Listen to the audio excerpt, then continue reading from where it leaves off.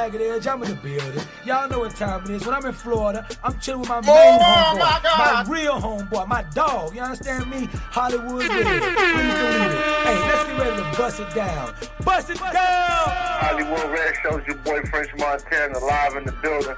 We don't keep it real, we really keep it. Do the right thing, get the right thing done to you. You already know what it is, man. Live from New York.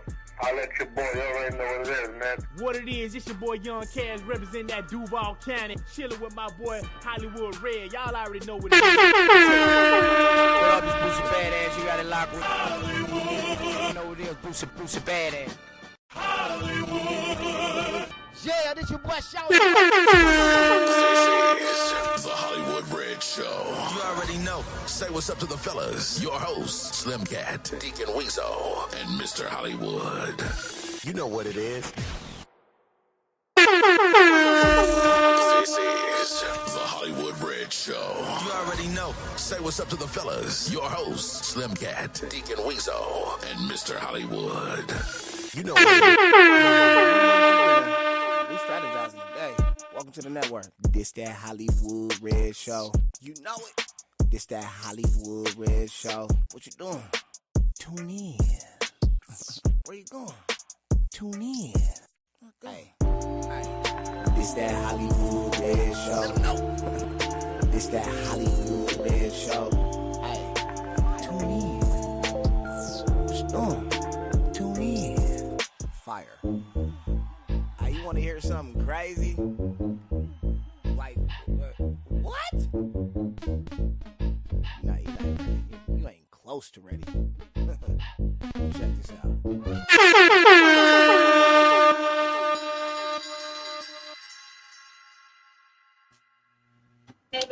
Yes, sir. Yes, sir.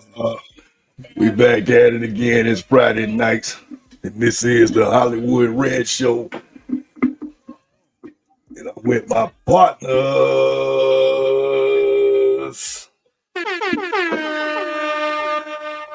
Slim Cat, aka KT, Deacon Weezo, aka Gigolo Weezy. And last but not least, Frank Nitt is going to be bringing the music hits. What's going on, fellas? What's up? What's up? Yo. Deke, I see you in the car somewhere. Where you at, man? He got the heat buffering. He moving.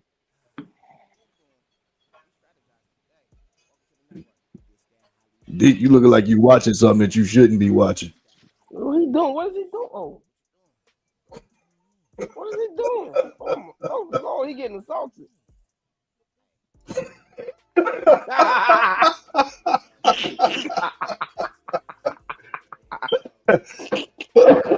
I hope not.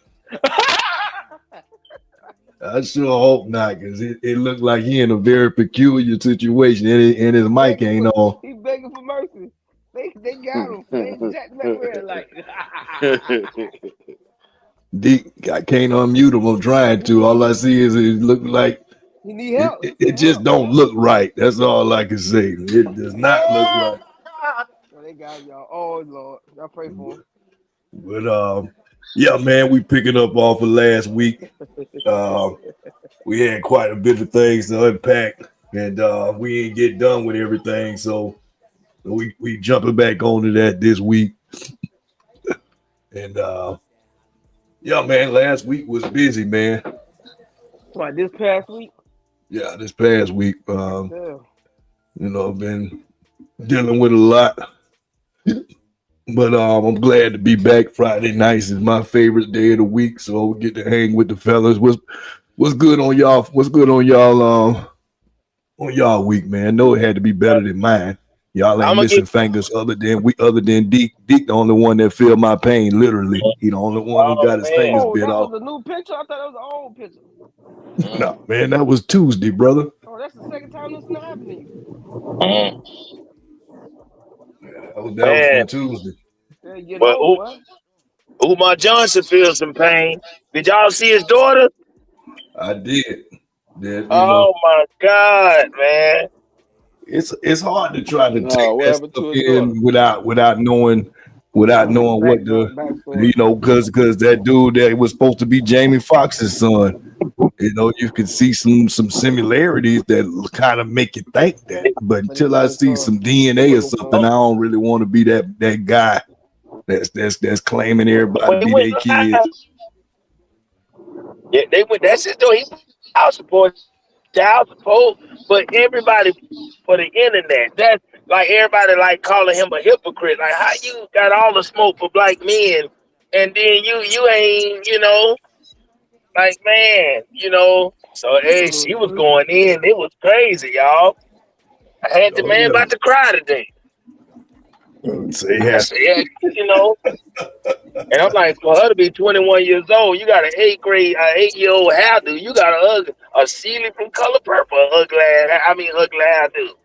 I say, boy, dog, I see why you hit her, but she ain't ugly. She all right.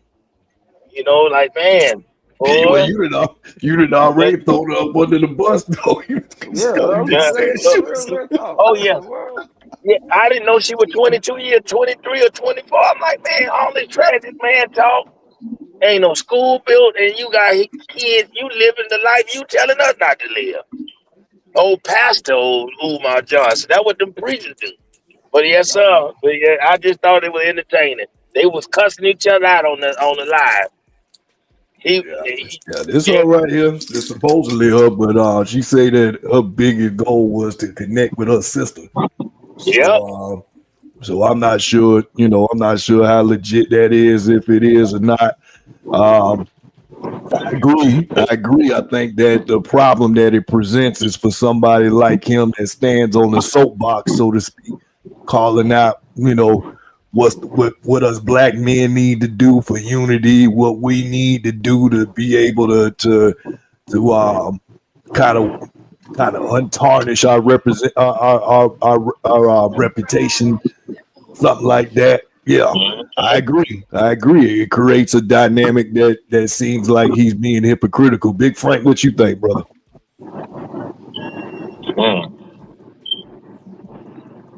Big brother Frank? Okay. Big Frank, you down there? Yeah, I don't know enough on the topic, bro. Oh man.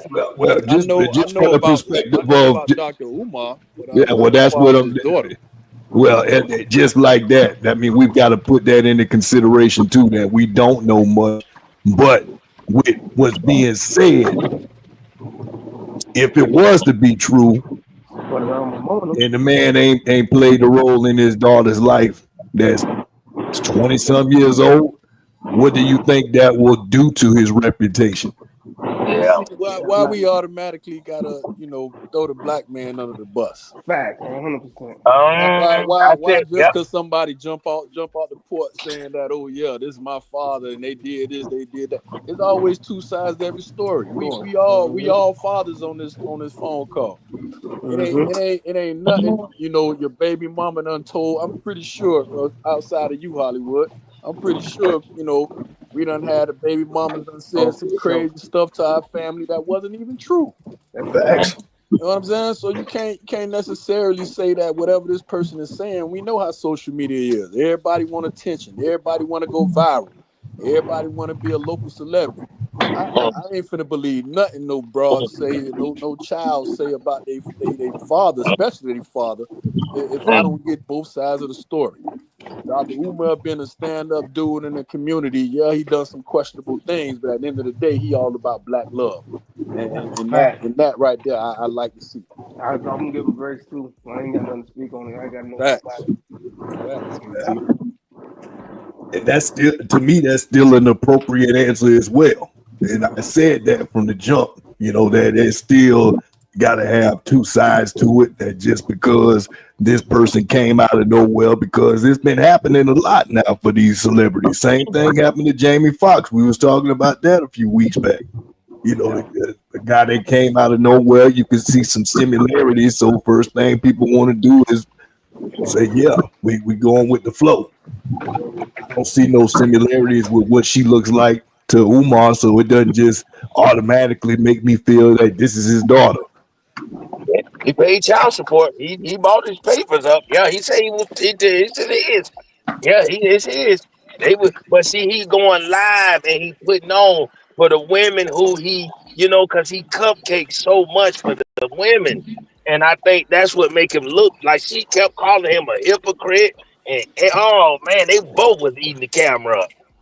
Yep, Mm. and yeah, and she say he a big liar. Say the school ain't gonna never get built. Y'all done gave this man like he never. All he tell y'all black men what to do. That nigga he say, oh she like she say he don't do none of it. None of it.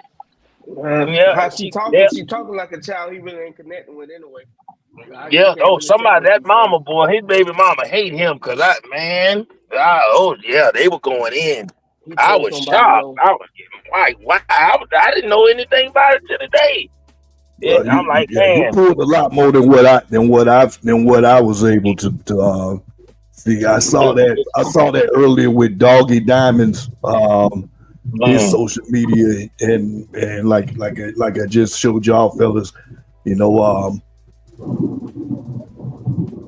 this is the this is what you're seeing out mm, there on social media. Is this just this one version of it? Like Big Frank said, if you ain't got both sides, it's kind of hard to be able to make a really good, um, fair way to be able to respond to it.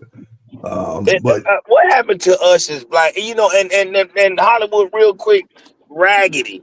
This is like look at we don't have no family like Hollywood. That's why I salute y'all three men, handsome black men on this phone on this live because y'all that all us men, including myself, should be wanting to live how you three men are living. Y'all got women, beautiful children, and like me and Hollywood was talking about that today.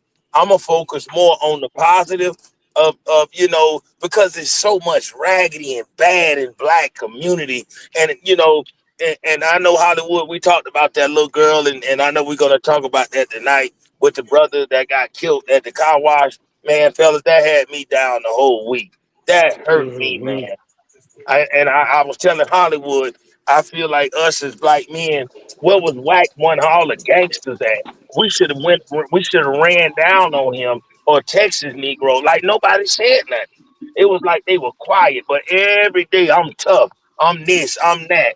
This man killed this little Mm. girl and the black father, and you Negroes on, and they ain't say nothing. It's so quiet. And I'm Yeah. like, this is why it's like anything black men we do, we always it's all us. We all killed the dang little girl, even though we were nowhere around. It make us look so bad, y'all. Man, everybody making video, and I get down, so that I salute you, brothers, because y'all have in-house love. Yes, sir.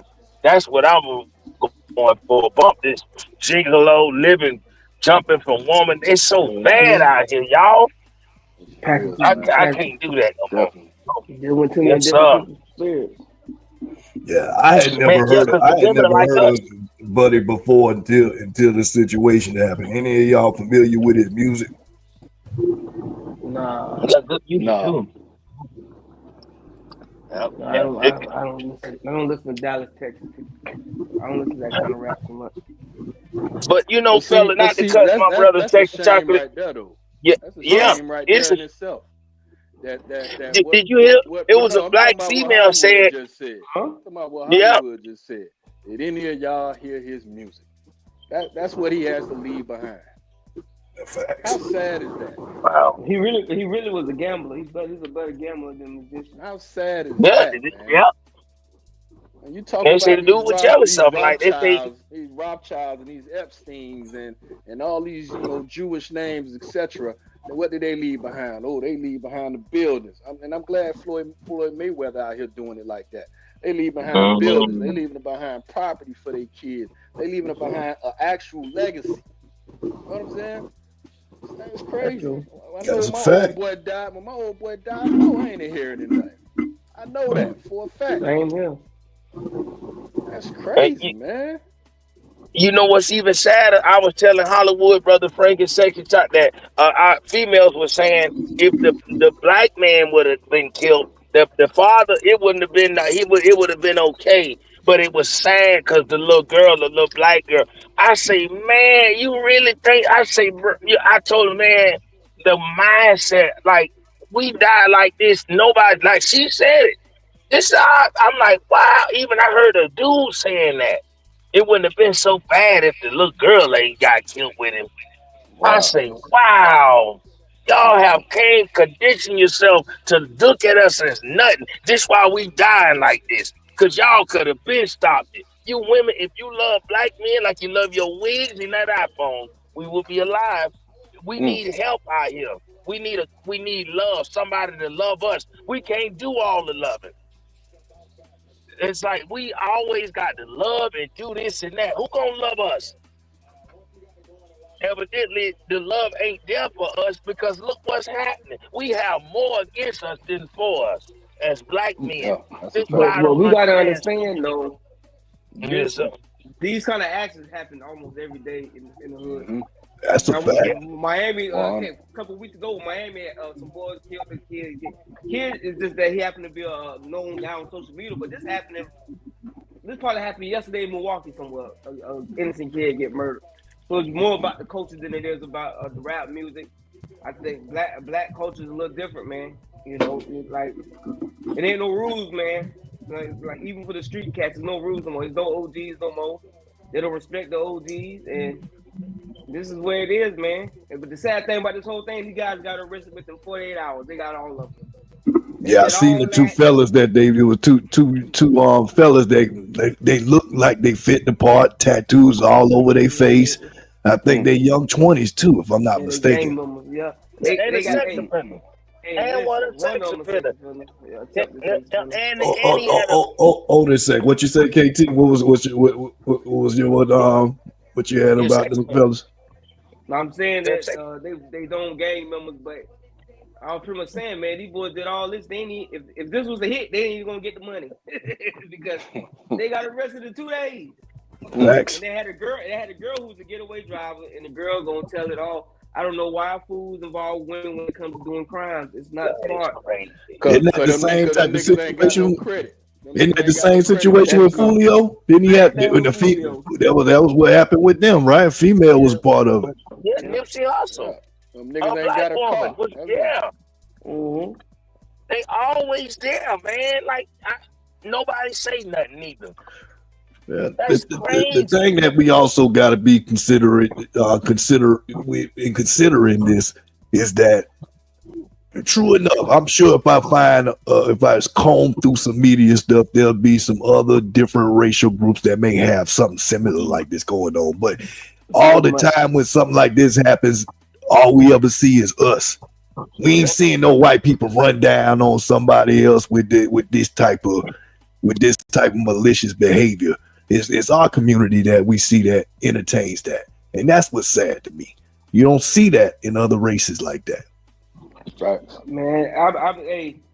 I'm telling you, if you never met a black person before in your life and you just watch social media, you would dislike them. You would be scared of them, and you would dislike them. Yep, the shows you got the love of hip hop, the baddie show. That show need to be banned. That's a fact. It serves no purpose. These girls fighting, and this is what we entertained by. So us at some point, that's why I know it sounds crazy. That's why you needed a person like Pop, and you needed some people like Malcolm X to live a little longer, man. Because right now, it's nobody who's leading the charge. You know, it's unfortunate that most black people look for celebrities to lead the way instead of the local activists. You know, sad that it happened that way, but we need one of them more respectable artists. But like I say, Pac had the charisma. He was able to say things to motivate the troops to try to change. These news guys, they introverts. They don't know how to speak, and they don't have the charisma. So it's really scary out here, man. I think about this all the time. Now I watch a lot of videos. I see black dudes. They getting curb stomped. They getting jumped and just kicked in the head, and they having seizures, and they still getting hit. When has that became a thing where you knock somebody out and you still hitting him while he's shaking in the coma? It's too much overkill. It gotta stop, man. So like, hey, we got bored. Me and Hollywood got bored. So they're gonna be in high school and they got to deal with this stuff at some point. Hopefully they don't have to be a part of it, but you never know because kids get jealous, be hating. And because the kid might live a certain lifestyle, they get mad. You know how kids can be. But it's getting bad, man. And these YNs, they ain't nothing to play with. No, they not. They got no feelings, no emotions. These new niggas crackheads, man. Yeah. No, it never was cool to be a crackhead. And they on drugs back too. in the You right? day. They on drugs. Yeah, they on drugs They don't smoke heavy. weed. They on Heavy, drugs. and they perpetuated to be some sort of badge of honor to say that they could smoke a half a pound in a day, or to say they could drink a whole fifth of Don Julio. Dude, I mean, it makes no sense, man. Yeah, go ahead. Not to cut you off, they say they did the new generation don't drink as much. They do a lot of pain pills. They do a lot of perks and stuff now. So alcohol, they're not even drinking alcohol no more. They want they drinking up that Don Julio now. Yeah, they doing it, but that's more the college kids. These YNs on drugs. I'm telling you, you look at them. The YNs they ain't got on a that soul dope. in them. You look at them, they look dead already. They ain't got a care in the world. They hide their minds. They don't care. But they drinking it with the pills too. And that's even terrible. That's worse. But I never thought the black community, because when I came up, the young kids wasn't doing dope. They smoke weed, probably smoke cigarettes and drink.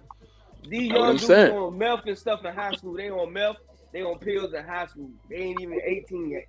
Most of the people on dope we came up with the old crackheads, the old uncle in the family. People who was old. But like the saying goes, it always skips a generation, right? So we grew up seeing our elders, well, I know for sure. I speak on my anecdotal experience.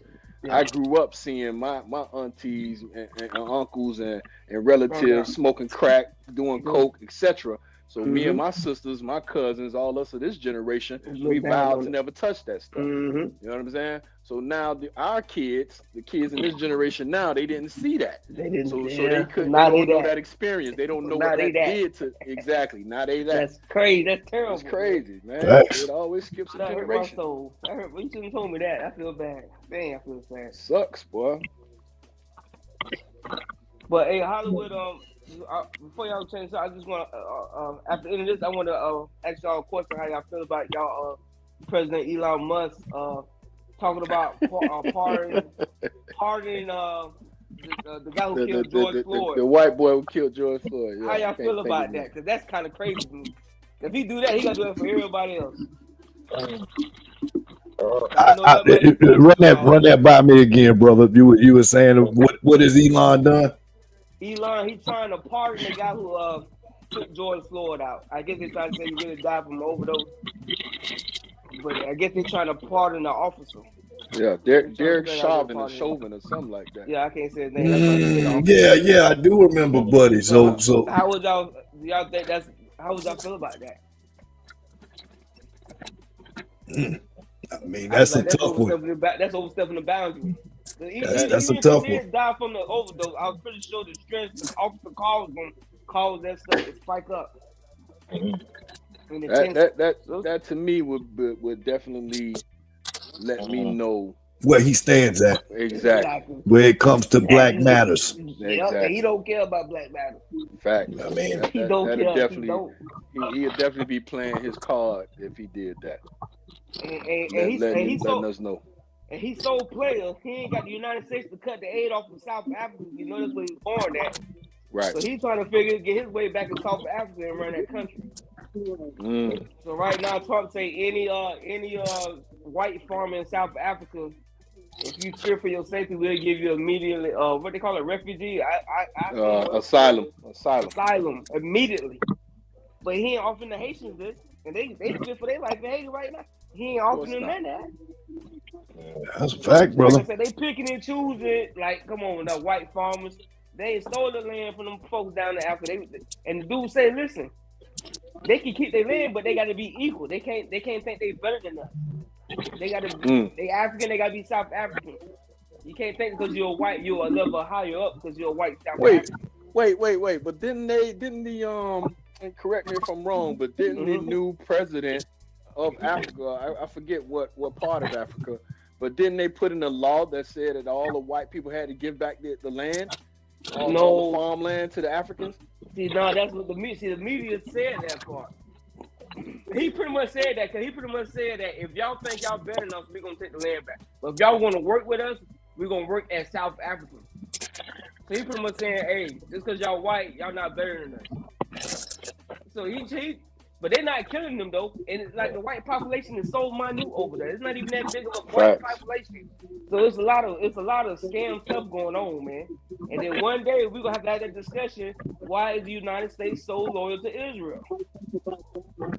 Because that's pissing off a lot of white folks. But like I said, I know Hollywood got something from last week we got to touch on. So let's get to it. I'm waiting on y'all. Oh yeah, already, brother. But you're making some good, valid topics. And last week we didn't get to the music, so we're gonna get right into the first one with the Drake and Party Next Door album. So let's get right to it, fellas.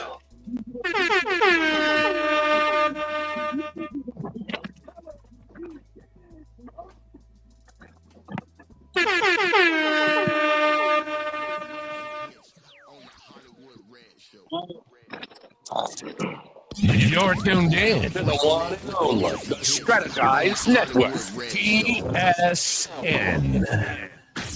And now Frank Nick with the music hits on the Hollywood Red Show. And now Frank Nick with the music hits on the Hollywood Red Show. Oh man, let's get into this, man. So what did you think about the Drake and Party Next Door album? I'm gonna say this, man, and I want KT and Weezo. And we all know Weezo don't really listen to music like that, but definitely jump in. But in my opinion, this is an album. It's called Some Sexy Songs for You. Now, this is Drake's big commercial release after the Kendrick battle. So this is what you come with after Kendrick done put his foot on your red neck. And allowed you to not breathe. No song that you've come with since you battled Kendrick has charted on the Billboard. Before this battle with Kendrick, every song that he put out, whether it was either was a feature or either was a solo project, it charted on the Billboard. Ever since Kendrick got on his neck, no song has charted on the Billboard since then. But let's get back to the album. It's called Some Sexy Songs for You, Party Next Door and Drake. This was a real milquetoast album. When I say milquetoast, I actually mean that. soggy and wet.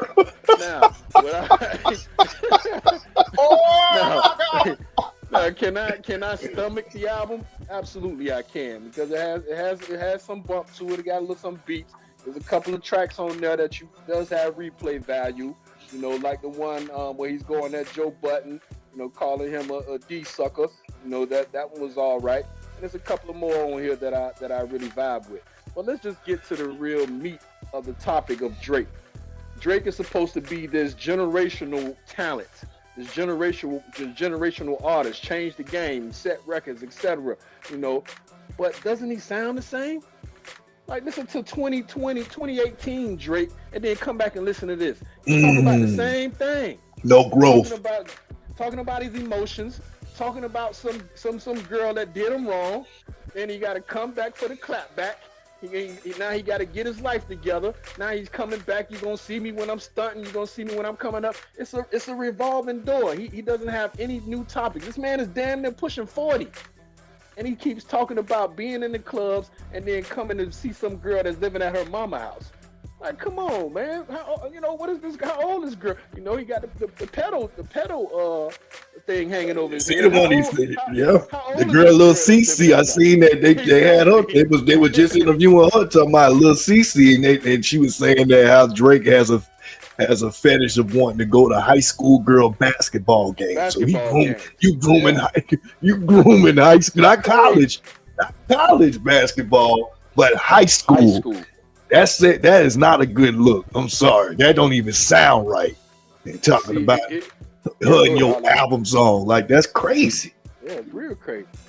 But see, that's the thing we can extrapolate from listening to that sentence. I hear, like you just said, that's crazy.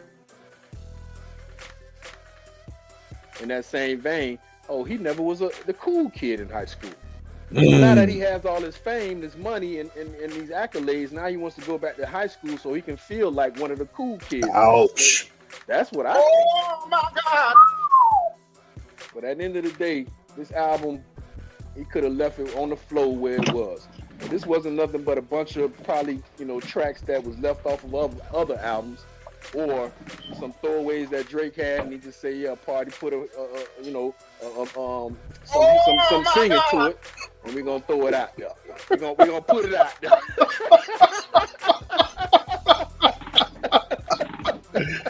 Oh my God.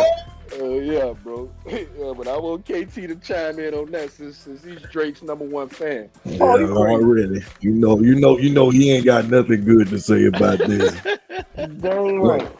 What did you listen to it in its entirety, or you just pulled out a couple of songs? I listen to it.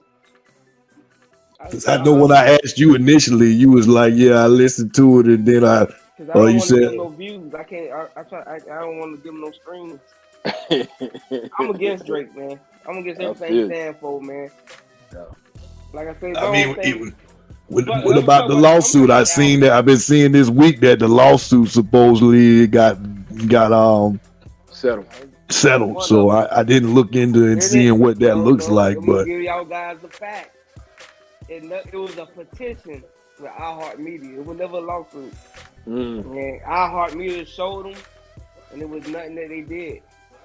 So the lawyers just used fancy words to try to make it like a win, but it really just they just dropped it because they had no evidence to go for it. So instead of it being settled, it was the better word is that it was dropped. It was dropped, yeah. But he still got the UMG lawsuit. And that's the big one. He still got the what lawsuit?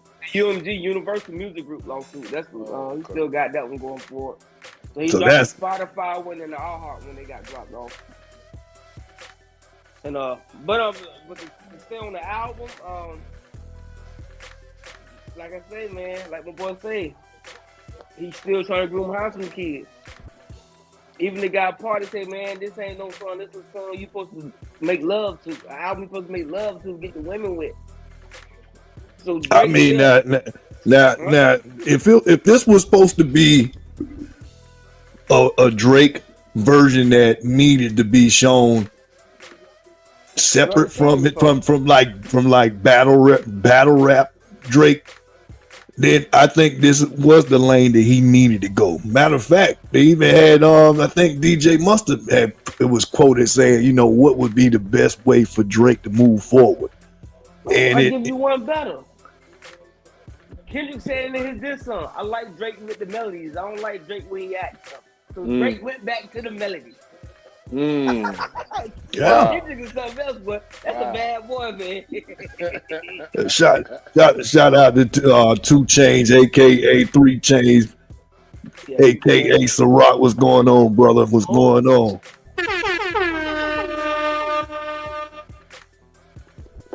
Yo, what up, woman? Ciroc in the building. Yeah, I don't hear you though, brother. That on me. Nah, we don't hear you. But yeah, man, it's fully loaded with this, man.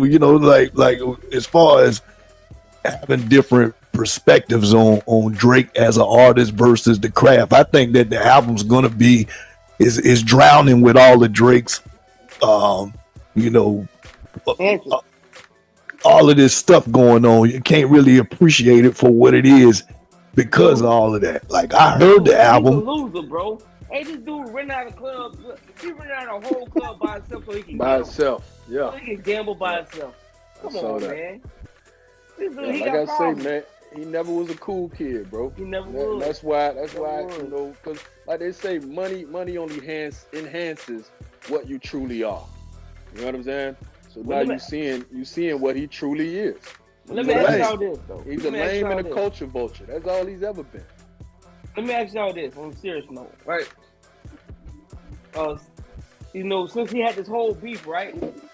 Nobody close to him ever came out and defended him about them allegations. Not Nicki, not Birdman, not Wayne. They stayed mute. And that's rare. They say your boy did 21 Savage. Ah, man, But he actually said that. He actually said it. Yeah, he said that was the only person that came after him and said some stuff to support. To me, that tells a lot for a guy who helped a lot of people allegedly. That nobody like Wayne, your label mate from years, they say, man, y'all know Drake ain't like that. I'm telling you, man. I think UMG got some information we don't got. And Drake, like I say, man, they doubling down on stuff, man. You don't just double down like that, man. You know what I mean? They make sure they got played at the Super Bowl. They was at the Grammys. Lucian, they was dapping each other up when he won them Grammys. Man, they threw a party on that carcass. You know why? Because he's a fraud, KT. Everybody know he's not grassroots.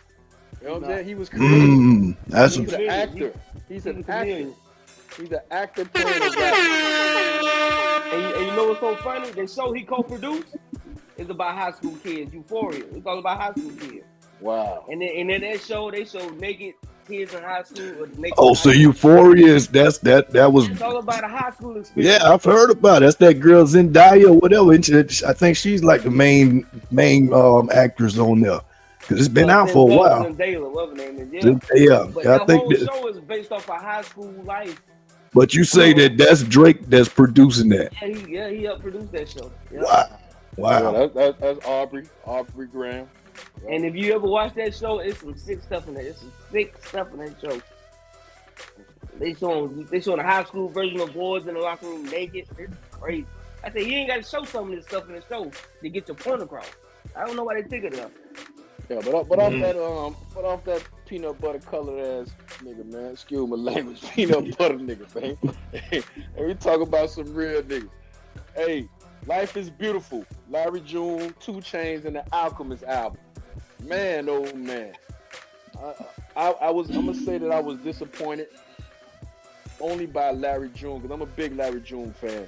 You know what I'm saying? I was disappointed by what he brought to the table in his album. He really wasn't in his bag too much for me.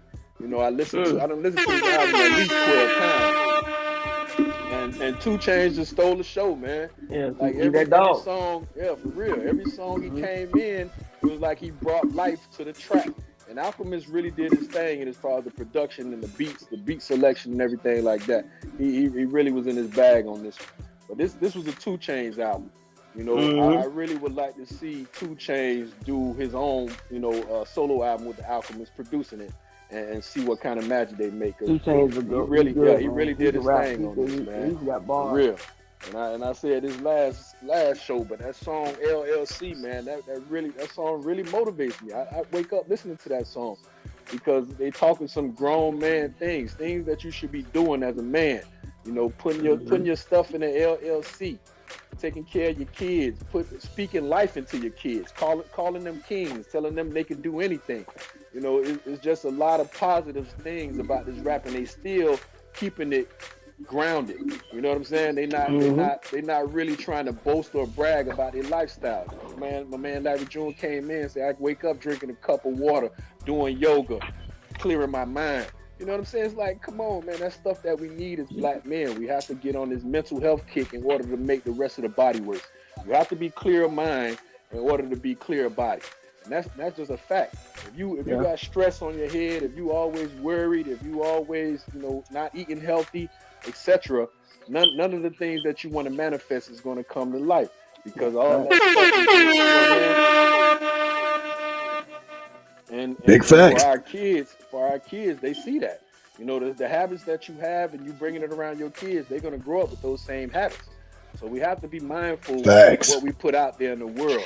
And like I said, tying it back to the album, the track called LLC, track called Generation, the track called Epiphany, True Organics, talking about eating organic food. I mean, man, this is a good album, man. If you really listen to lyrics, really like to hear, beats that are soulful and lyrics that are uplifting and still being grounded, this is the album for you. I give this album definitely a straight, I ain't gonna give it a straight 6-pack, I give it a 4.5-pack. So that's out of how many? 6-pack is the highest. Okay. 6-pack of Bill. So what was the Drake and Party next do? That was solo Steel Reserve. Yeah, 211 211 from heaven, baby.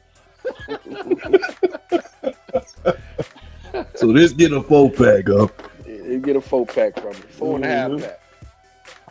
I agree with your perspective on that. I think it was biting, but I think the teeth wasn't sharp.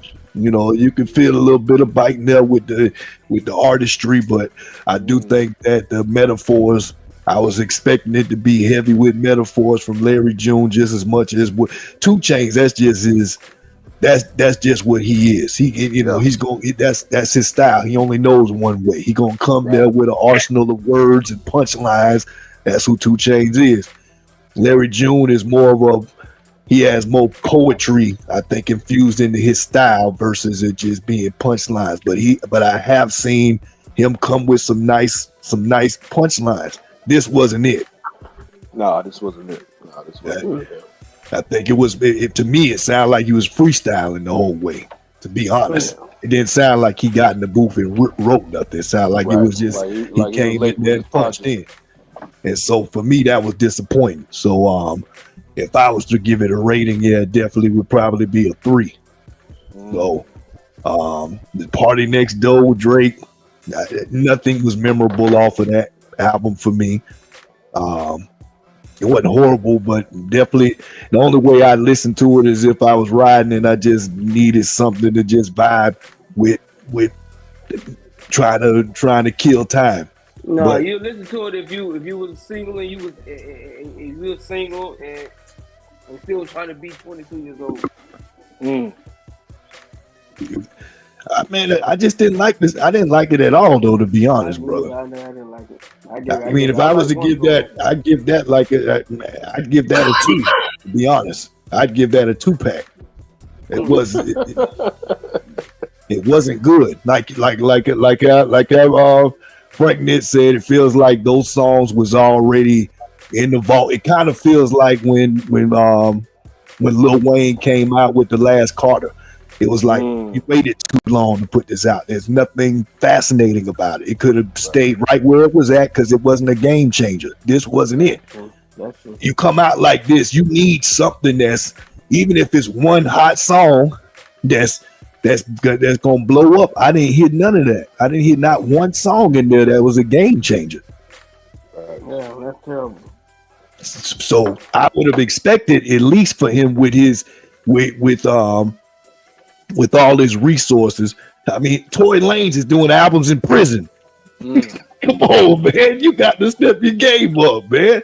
The dude's coming out with albums in prison. I ain't took a listen to that yet, but I'm gonna have to check it out. But on the Breakfast Club, they were speaking highly of it. So I'm curious to see what that production sounds like from in prison, because if it's like that, you're gonna be having these idiot dudes that's ready to go straight to prison so they can make a rap album. Tell me that ain't gonna be us. It's gonna be us. Yeah, you know next wave. It's gonna be us, and that's gonna be sad. These Negroes gonna be lining up, going to prison, getting free meals and making mixtapes. And you know it's gonna be a Jew. It's gonna be a Jew right there funding it all. Facts. Big facts. Deke, where you at? I see you keep popping in and out. You I think I kicked off the show. Oh no. Deke still driving. I think he going over the Skyway Bridge. Oh, I'm here. I'm over here paying bills. Yes, sir. Up late. Man. That's why I gotta get married, man. God dang, fella. Lord have mercy. You say you dropping off the bill money and going to the next house. How many of them bills you paying, brother? Oh my God, brother! I done paid, man. I done paid the car insurance. I thought it was some cheap Migo insurance, but man, Hollywood, I done paid, man. Man, probably about like 5 bills since we've been on this phone. Man, I'm telling y'all, man, and I'll be honest, man. One income can't do it. And then the streets, and I'm gonna tell you another thing what they doing. Y'all notice? Look at how the hustlers ain't no street money, ain't no dope money. Like, look at how everything is locked in box. You know, Hollywood, I'm gonna send that video to you of what that Hispanic man made about black people, about how, you know, he was like saying how they got the big trucks and cars and how they live together because they help each other. And he was saying like we the only race. He said even when they deport them, like we're gonna be, you know, like they're gonna need them back because look at how the black American culture is as a whole. And again, y'all, this ain't you, us, none of us.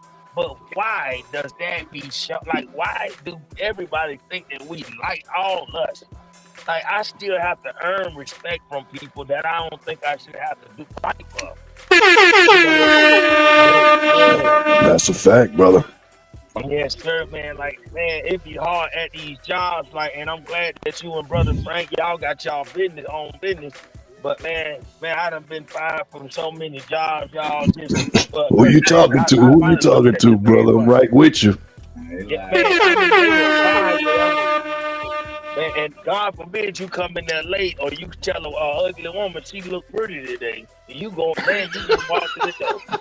Yeah, boy, I swear to God, y'all. Man, I say, man. And this, and see this, and again. You know, how do y'all feel about what Pac-Man Jones said about Gucci Man? Did y'all saw that? Yeah, he friends with Jesus, so he gonna say that. No, what he said? You talking about Pac-Man Jones, the football player, right? He said F Gucci Man. What he said? You know, to my Gucci and all. I don't know. I ain't nothing about that, but definitely want to give my condolences to the family of Angie Stone. I know everybody know about that. So look like these two women, these two sisters, was in the Sprinter with her. Because as if nobody don't know, you know, there was quite a few people on that van, but they survived, and they was on their way going through Montgomery, if I'm not mistaken. About my boy Gene, y'all. You said Gene last week. You say what now, KT? Gene Hackman. You said. Yeah. That's right. Found him dead and his wife dead on the floor. You know the results came back today. You heard me? What did the test show? They said his wife was dead a whole week early, and he died from a heart attack like 7 days later. They're like, why he ain't calling the police? Like, wow. Yeah. So if she was dead already, I mean, she had to have been decomposing by that time. Yeah, that's what I'm saying. They don't understand why he ain't never alert nobody. That's what. But she died from a disease will start with an H. So she did die from natural causes. It wasn't nothing that looked like it was any foul play. But the question is why he didn't tell nobody. Man, he might have been heartbroken. Yeah, because they was together for a long time. Exactly. My granddaddy was that way. Yeah. Oh well. Sprinkle them over the Caucasus Mountains. Let's keep it moving. Oh, good God. Oh my goodness. Good God. What you sound heartless. Oh my goodness. Man, you voting for Trump. You gotta have love for the white folks. Hey, I want to celebrate Quincy Jones. I want to celebrate Angie Stone. You know what I'm saying? We got a platform. We got a platform where we on. Why we got to keep talking about these folks? Let they folks represent them. Let's represent who we got. What you say? You say Quincy Jones suspect? You know he tried to holler at Tupac. Yeah, he tried to get Pac to poke him. But at the same time, that's a fact. I can't know that boy no love. All eyes on me. Well, what do y'all think about this one here? Journey Smollett, her ex-husband, is making some waves saying that he is demanding more of that good money that she made from being a childhood actor, now being an adult actress, excuse me. But my man say that his name is Josiah Bell. So she already pays the ex-husband nearly $1 million, about $7,000 a month in child support. So he gets child support. So I don't know how many kids they got together, but he is getting child support. So that must mean he got custody of these children. And but the divorce was finalized in 2021 after 10 years of marriage. And so now he wants some of that 401k because he says that's community property. Yes, sir.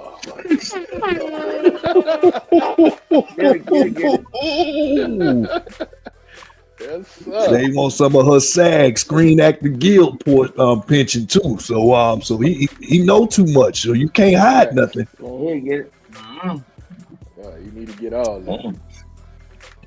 Fellas, every little bit he can. Unless somebody else go ahead and talk. So Rock, you just joined us, brother. Want to get you in on what you think about that? Brother, we just having that discussion today. Can you hear me? Yes, we can hear you now, brothers. That's why I wanted you to tap in on this. I know it's got a special place in your heart for this conversation. So how you feel about it? Do you think it's a good look for men? Do you think that is even in the playing field? What you think? I'm about to start signing prenups. I'm telling you. Like, oh my God! What's mine is mine. I can't be giving up everything I done worked so hard for a lady that maybe I thought that valued me and maybe don't really value me because I'm only a man and will make mistakes. But we tie that knot. We should have some kind of communication of way to take each other's stuff that we don't work so hard for. So, I don't know. I don't know about that. I feel like what's mine is mine. You know what I'm saying? Mm-hmm. I really don't. I ain't being selfish neither because I take care of you. You know me as an individual, and I spread the wealth, you know what I'm saying? But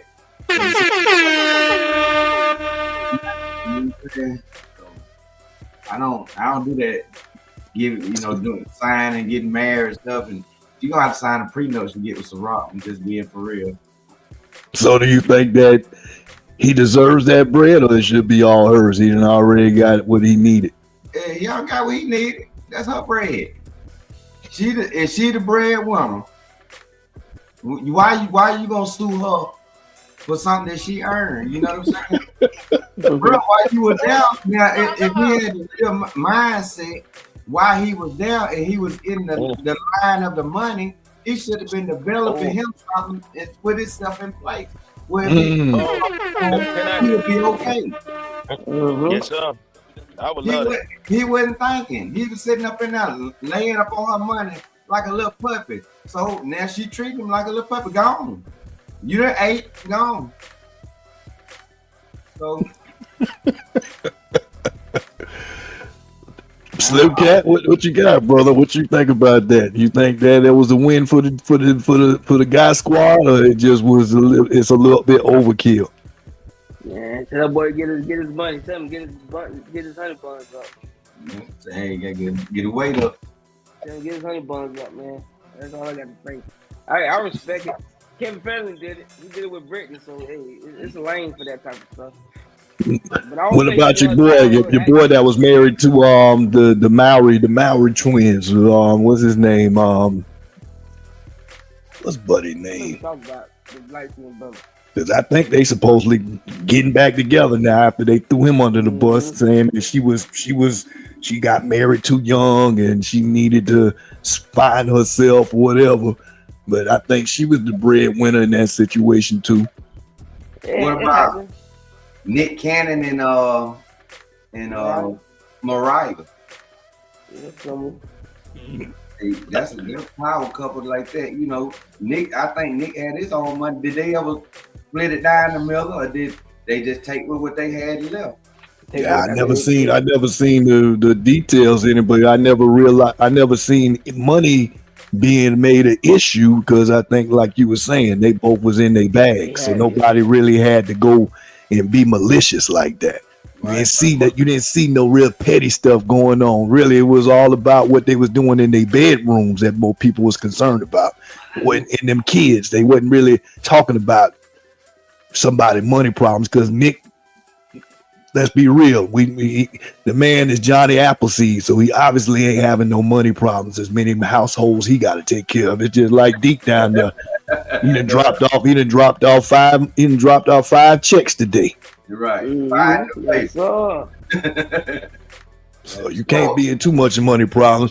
Big let me ask Big Frank, I was getting ready to say. Let me ask a question, because I heard everybody's perspective on that topic. So let me put it in a different light. So when Dr. Dre divorced his wife, she asked for 160 million. Yeah. So do y'all think she was deserving of that? Now, in actuality, now that's one that I think was a rider. Now, I think how long they were together before that. That's what we got to understand. Does it matter? Does it matter? Yeah, how long they were together? No. Yeah, because why does it matter? Why does it matter? She wasn't in there mixing them tracks. Yeah, she wasn't in there mixing them tracks, but I believe them women still around there. She wasn't in there mixing them tracks. You right, Johnny. You right. When Dr. Dre was getting pimped by Suge, she wasn't out there in the streets taking that humiliation that Suge was giving her. She ain't did none of that. That man earned that money with his genius, with his ear for music, etc. So how is she entitled to that? So now you have this reverse situation where you have this young lady who uses her talents to make film and produce money for her family. Her husband is a house husband. I can't say that I agree with the role that he's playing in the relationship, but that's the role that she accepted from this man. She married him. Yes, she married him. him. Now that the shoe was on the other foot, the rabbit has the gun. Now we're saying that it's wrong. I say city boys, we up. Oh my God! City boys, we up. Kids together, didn't Yeah, they got kids. City boys, we up, baby. I think she deserved a little bit because they went through a long-term relationship. They had I think like a 25-year-old boy that died or something. That so she been there for a while. You talking about Dr. Dre? You talking about Dr. Dre? Yeah. I don't know. He got multiple kids. I don't think all his kids is from that situation. No. But as far as time in, like you were saying, to me, it should matter. Married or not, if we got married and been only married for a year, should that give you everything that I got before then? I think it should be based on what y'all did together. I do think that. Now the rest of it, if it starts to get all tricky, then now we got to go into court and let them figure it out. But if we are able to come to a happy medium and in that type of situation, I would think of it on both ends. If I was getting the short end of the stick, I wouldn't think that my wife should be, if I'm separating from this person, if this was my ex-wife, I wouldn't expect her I shouldn't get what your family left for you. I shouldn't get things that you done been putting a 401k that you about to cash out on. And that's right. That should be something that if you decided to do that, that's one thing. But obligated, I just don't agree with that because of on the back end. If it was me, I would want to have the choice to do it, not saying, "Oh, I'm obligated." So prenup, I can kind of agree with 2 Chainz over there. better get that in line. But on the flip side is that if the man has been put into a woman role where he's taking care of the house and now all of a sudden you done got cut off, in this particular situation, it looks like that he's still getting compensated. He's getting $7,000 a month. She done gave him about $1 million. So she's doing something right.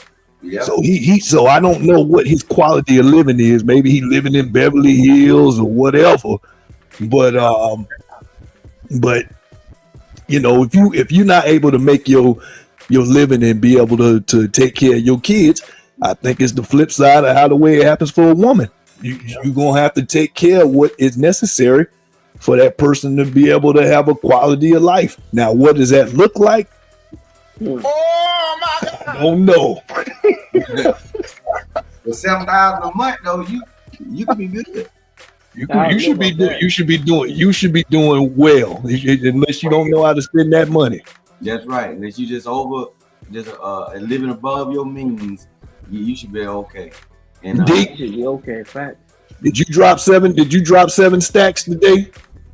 Out of all them 5 households you dropped that cash on, that bag on?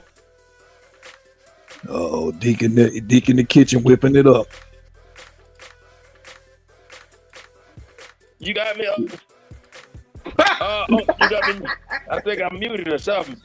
Oh yeah, we hear you, brother. Oh, no, $7 grand, man, $7 grand a month. Is that too much? No, he need more. I want to talk to the young brother that just got off that phone. Yes, sir. Brother, don't you sell yourself short for none of these females. I don't care if it's mama, I don't care if it's sister. You better get all that change. Because, brother, I swear to God, you are not looked at as like, man, they're going to always expect for you to do more and all. So, while you got the ball in your court, you better eat. Because I'm telling you, that red chick, and I still lay with on the side. See the young girl with, or the one ugly little mixed chick with the she was real skinny. She played in a lot of movies with what's that girl name? The one that all of us like, who that old nerd black dude with. The white woman put him in jail, sued him, and now he with her. But they played in a lot of movies together. Y'all know who I'm talking about. Hollywood, y'all with the short haircut. She looked good. And the dude with it, he got a lot of chest muscle. Like you talking about Megan? You talking about Megan Good? Yeah. Yeah, she was with the preacher guy before, and then all of a sudden she had him to go through all these hoops to try to get that thrown away. And then that marriage lasted about a couple mango seasons, and it was over with. Now that you don't hear that man say nothing now. Brother, and that's another issue with a lot of these pussy-loving pastors. Man, we have a lot of mush-mouth, real soft-hand, dishwasher-hand pastors, man. And I don't know what's going on in the Bible, but, brother, I noticed a lot of the church affiliation, they love that boy Coochie. And that need to be talked about. Because, brother, yes, sir. Because, man, I seen Kurt Franklin doing the twerk. And he did the stanky leg with and his jeans, he shaped like my auntie. I said, man, this Negro got some big thighs on him. Why he look like a man? I'm telling y'all. Oh, my God. Don't go to Bible study too long. Just go one shot a week, man, just Sunday. But don't go all the time, man, because, brother, you might come out of there like Saucy Santana. And another thing, too, Hollywood, y'all, fellas, don't take it easy on none of these women. You take your baby mama to court. Boy, brother, I try to get stamps and all with my ragged ugly baby mama. I swear to God, I'm about to fall talking about it. But yes, sir, you get all that money. Get disability. Tell them you need Social Security. All that, brother. Yes, sir. Tell them you retarded. But you go and get it all. Because, brother, I swear to God, boy, they ain't going to have no retarded. Oh, my goodness. Boy, family court. And listen to me, young brother. Everything that for a black man right now, bro, is weaponized to destroy you. You ain't gonna be able to get nothing. This why none of the young dudes ain't getting married. Yes, sir. Y'all young dudes are smart. Y'all not making babies. I noticed that about y'all. And y'all just staying out the way. You know, let them other dudes crash out, brother. Them Pookies and Ray Rays, but stay on out the way. Yeah, bro. Yeah, let them eat their pill and take their Molly. Yes, sir, brother. Because see, brother, it's time for us to be on. And that's one thing I do hate, that we got to cut the truth. Oh, man, the life that people live is offensive. So what the truth gonna do to hurt?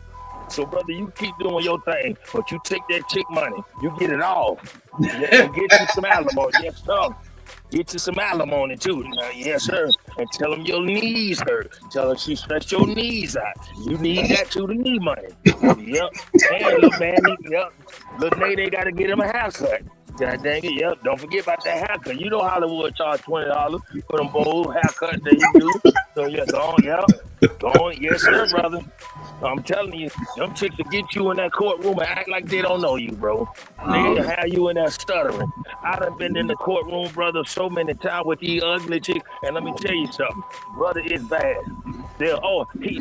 She didn't even know who the baby daddy was. They make you pay for the blood test and the Negroes that they're holding late with. For everybody, you got to pay all that and the coat cost. Yes, sir. Yes, Bro, they had me in that stuttering. I was in there talking like Goobo. I ain't know what was going on. I'm like, see, now, wait now. Brother, my check was so ugly, the check never changed. I said, man, bro, that check don't look good. Bro, that check had sickle cell. Brother, my check had AIDS, bro. I swear to God, yeah, that check had AIDS, man. Yeah, I had a COVID check. Yeah, Joe Biden vaccine couldn't fix that check. No, sir, brother. Yes, sir. So, brother, please get all that. Yeah, and then after you get it, you spend it with your next gal. Because you'll have Tyrone right in there with your money. Yeah, and he'll be wearing some crispy Jordans. I swear to God, she will. And your child be around here walking like he from Africa. He ain't got no shoes on. Not even a Kmart, Bobos. It's bad, sir. And see, a lot of brothers are getting custody of their children. I'm proud of that. And black men are great fathers. We are good fathers.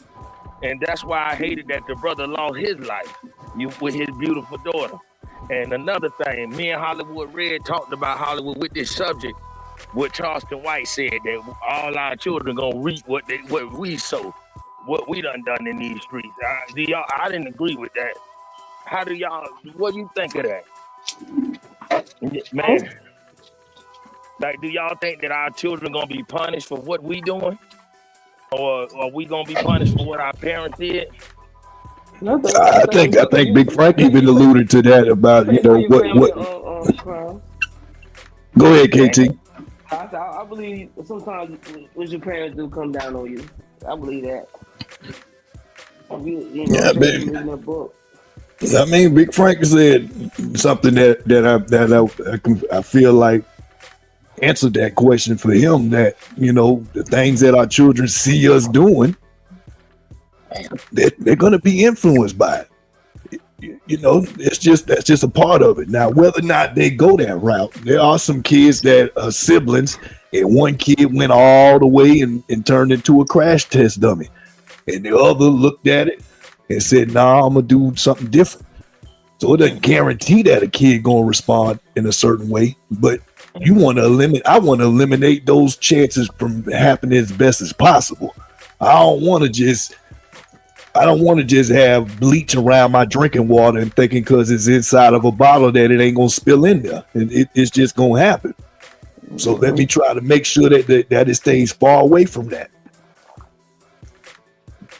Yes, sir.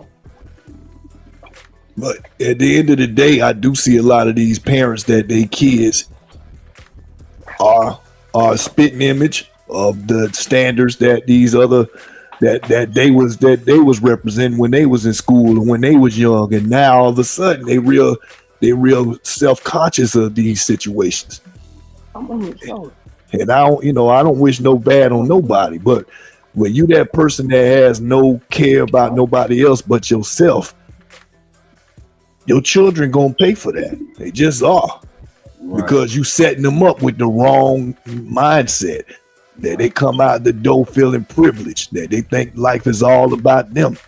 And I see it on Facebook a lot. I see their kids get killed. I see, like, nobody should bury their child. You our age and you done buried family members and children. What can you say? You doing something wrong. Yep. A lot of bad parenting going on. That ain't God punishing you. That's you, dummy, that you've been putting yourself and your family in that situation. Sowing the wrong seed.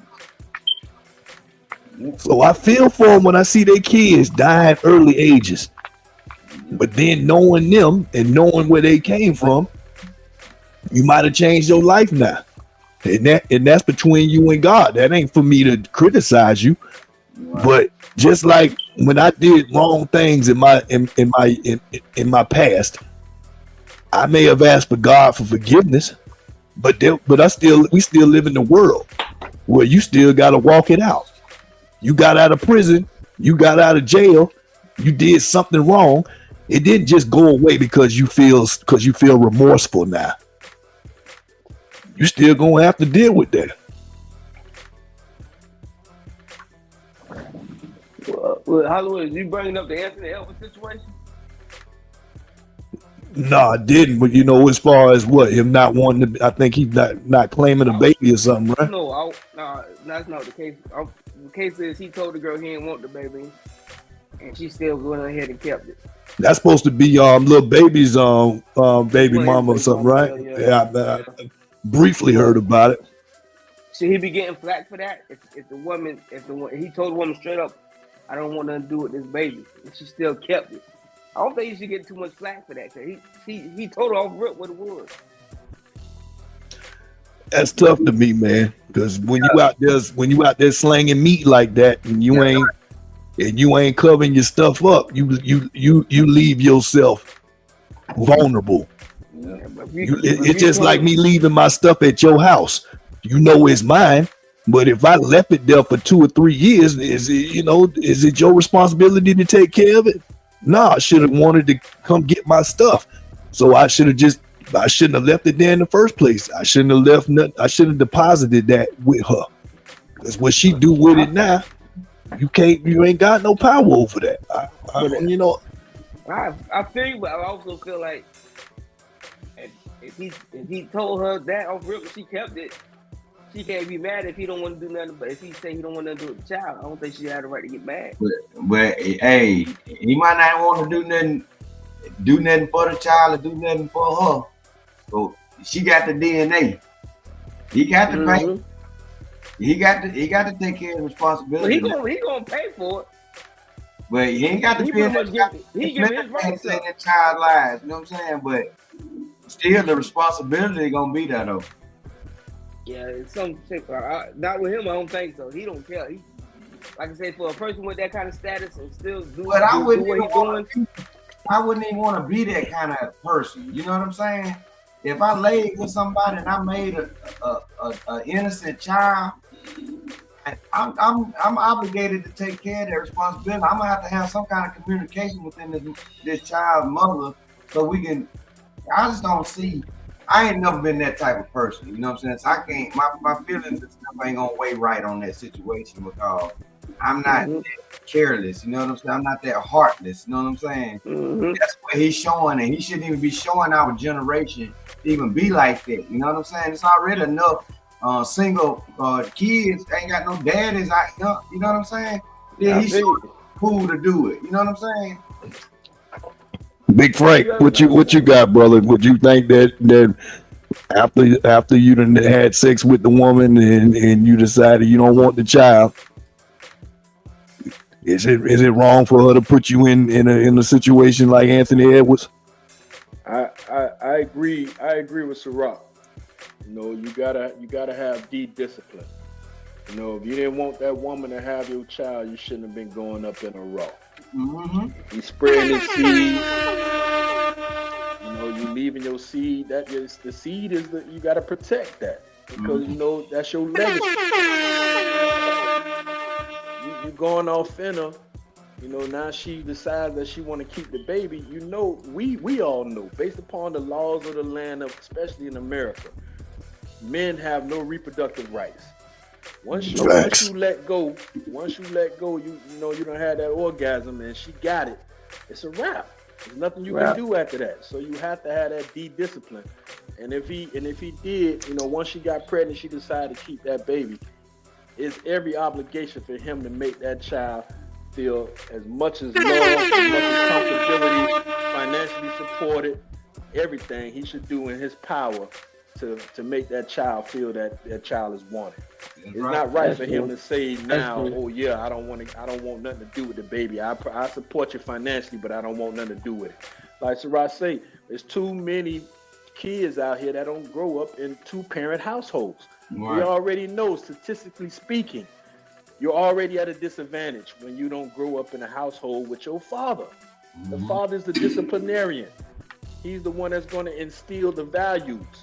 He's the one that's going to give you that confidence, whether it's a boy or a girl child. They need that. It's a yin and a yang. They need that femininity energy and they need that masculinity energy. Facts. Right. So him going off and saying, we should feel sorry for him. I don't feel sorry for him at all. I don't feel sorry for him at all.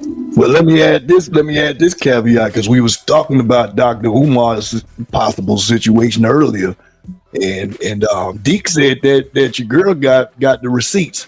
Didn't you say that, Deke? You said that Umar's supposed daughter, she got receipts. She done put it out there with the DNA and everything else. So why is he getting that pass? That's his child. They took a blood test and everything, but she just said that he wasn't in her life, and she don't know who her sister is and all that. And she said I get sick of hearing him on the YouTube every day telling black men to live a life he don't even live. And she said, yeah. She said, I'm tired of it. I think her mom pushed her up to a lot of stuff too. I mean, you heard how she talked to him. My kids couldn't talk to me regardless if I was there or not. Like y'all say, it got to be some respect, man. Like, dang. I mean, he paid child support. He paid $80,000. He showed it. It's a video. Yeah, you put it on this podcast tonight. It's there. I was shocked, man. I couldn't believe it. Oh, so he did pay the child support. They're almost $100,000. Yep. He said I know in the video she gives a lot of. She gives a lot of respect to her stepfather. She say that the stepfather been there day one and that that he played the role. So it kind of how the way she phrases it. Yeah, without seeing all of that, it makes it seem like Dr. Umar wasn't doing nothing. So now you got to kind of give more respect to that. If he done paid child support. But watch the play though. The stepfather gonna be done molested her. Soon as it'll be a he did it. Like I pray to God it don't. But man, they'll say all that stuff just to tell you if you're down in the end. Because she looking for clout and some she do stand-up comedy. So she got her own thing going, but she get out of here. What? Yeah, she do. Yeah, she got the girl does stand-up comedy. Yeah, but she want his fans on her TikTok. That's what they were saying. And yeah, he talking about it. Now, this is deep. This is deep. Man. So she really is clout chasing. That's a whole nother now. He brought it to the internet on that. Yeah. I said, boy, y'all, wow. Boy, he wants the fat, ugly women, and she wants the people to love her, because he like that too. Umar thirsty. He slept with what's that ugly rapper name? That one lady, pretty Stony, or what? She was with Sexy Red and the one chick. She was saying how they slept together. Y'all know what I'm talking about? Who Ray J just got caught with. You ain't talking about Suki, whatever her name is. Suki was saying he slept with her without a condom. He was eating her food and all. She said that. What's up with these bell bottom pants that you say you was didn't you say you bought you a pair already, D? Yeah. Oh, I got the shouts. Yes, sir, brother. Boy, I'm built like a lima bean. Nice jeans, brother. Young men, don't y'all wear them jeans. Because nobody, when you been over in the trunk and nobody don't see your top, they gonna swear that's Tasha in that trunk bending over with them kind of pants, man. I thought that was Serena Venus. This gets no play. Hey, I don't care what fashion that we go to in the future. You will never see me wear none of this. KT say he got already. He got 3 pairs. I'm old. They call huggers, hip huggers. Yes, sir. And not knees. Yes, sir. And Hollywood, you can't wear them because they already. These men already look at you crazy like Frank. So, brother, you'll get raped, man, if you wore them. No way, no how. Boy. Well, y'all old. Rip the runway, yo. Besides me, over the age of 40, so you know, I understand. Yeah, these dudes, man, like me. I love Kendrick Lamar, but I don't know what he coming with these bell bottoms, man. Like, yeah. But they say they sold out. Did you hear they sold out? Yeah, they did. KT, because KT bought half of them. Oh, okay. He don't resold them. Oh my God. Nah, he got them in every color. He got them in every color. You must have handed them back to the Salvation Army. Good shape. I promise, these are not it. And somebody did it to the home. No, he wanted for Drake Bell, so he want bell bottoms for Drake Bell. Oh, I ain't know what. See, these rappers be killing me because sometimes I don't get the message. You know what I'm saying? Yeah, he's one of them guys, man. Everything he did was me. I'm glad he killed that clown though. He got that clown up out of him. Okay.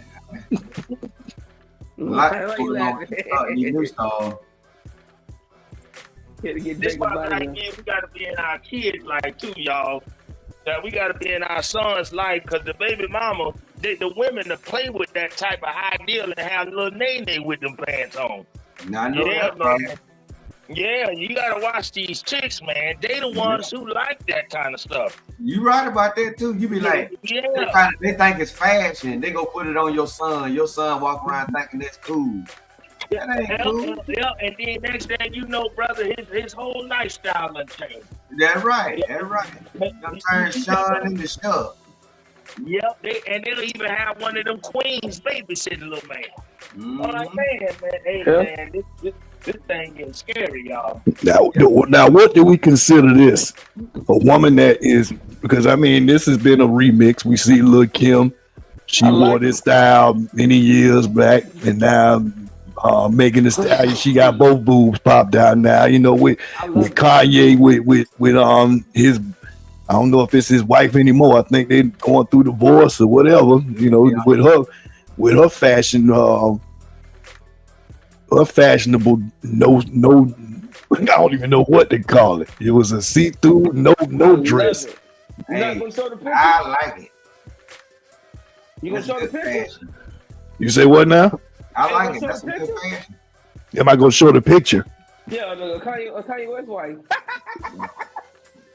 Boy, we might get into. I think this is about as close as I can get without getting nobody offended, because it's right here. Like I don't know, man. I don't see that being a woman that I could give respect to. I'm sorry, not in a way to where I'm treating her like a woman, because you done robbed all of that out. You done gave everything that's for me. You done put it all the way out there.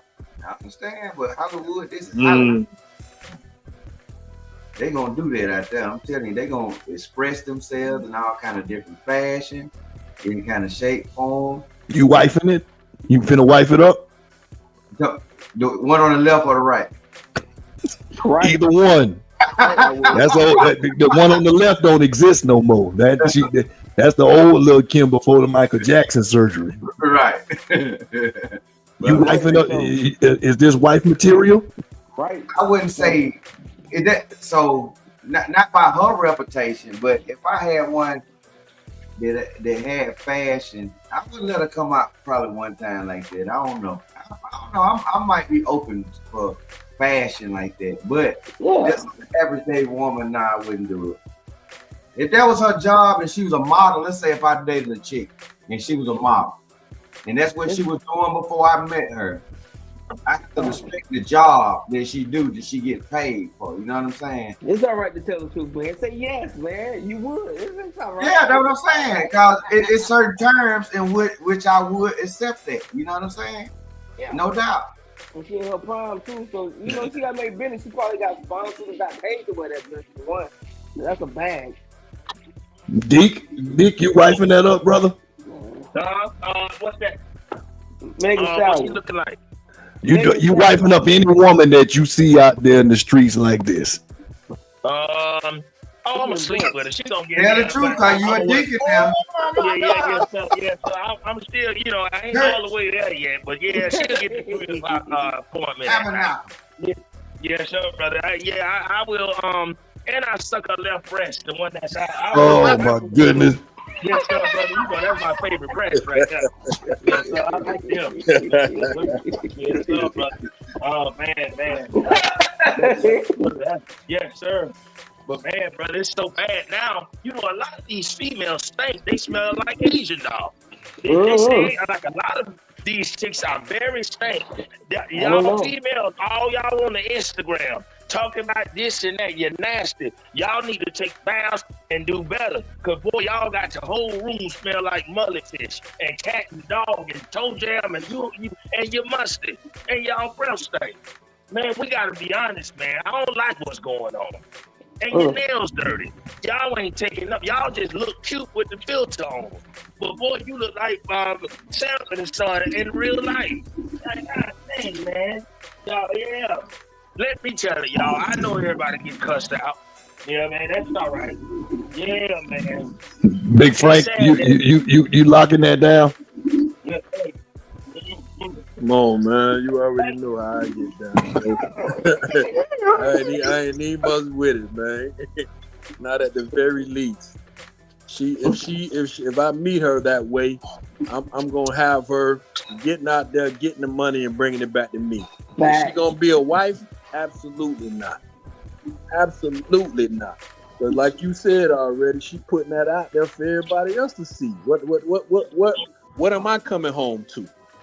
Oh, come on, cut it out. Come on. That's a big fact. We see it all the time on Facebook. These women that say that they look. It's a lot of women that you look on there and wonder why is she single. And every time I see her, she's showing everything that she got. Her value is in her looks. When your value is in your looks and you done gave it all, what else do you got? She got talent. She can rap. She can twerk. She can do a lot. She probably can cook. So that's gonna be your wife, KT. That's gonna be your wife. Hold on, time. Cut it out, man.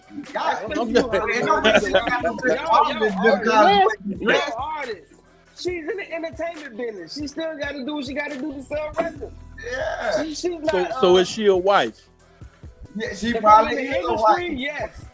She's a wife. If I'm in the industry, yeah. If she's just all right. Well, let me rephrase the question. So if you have a kid by her, if you have a daughter by her, you want your daughter dressed in that same way? Well, then when you start doing that's stuff like man. that's not right. No. See, you see.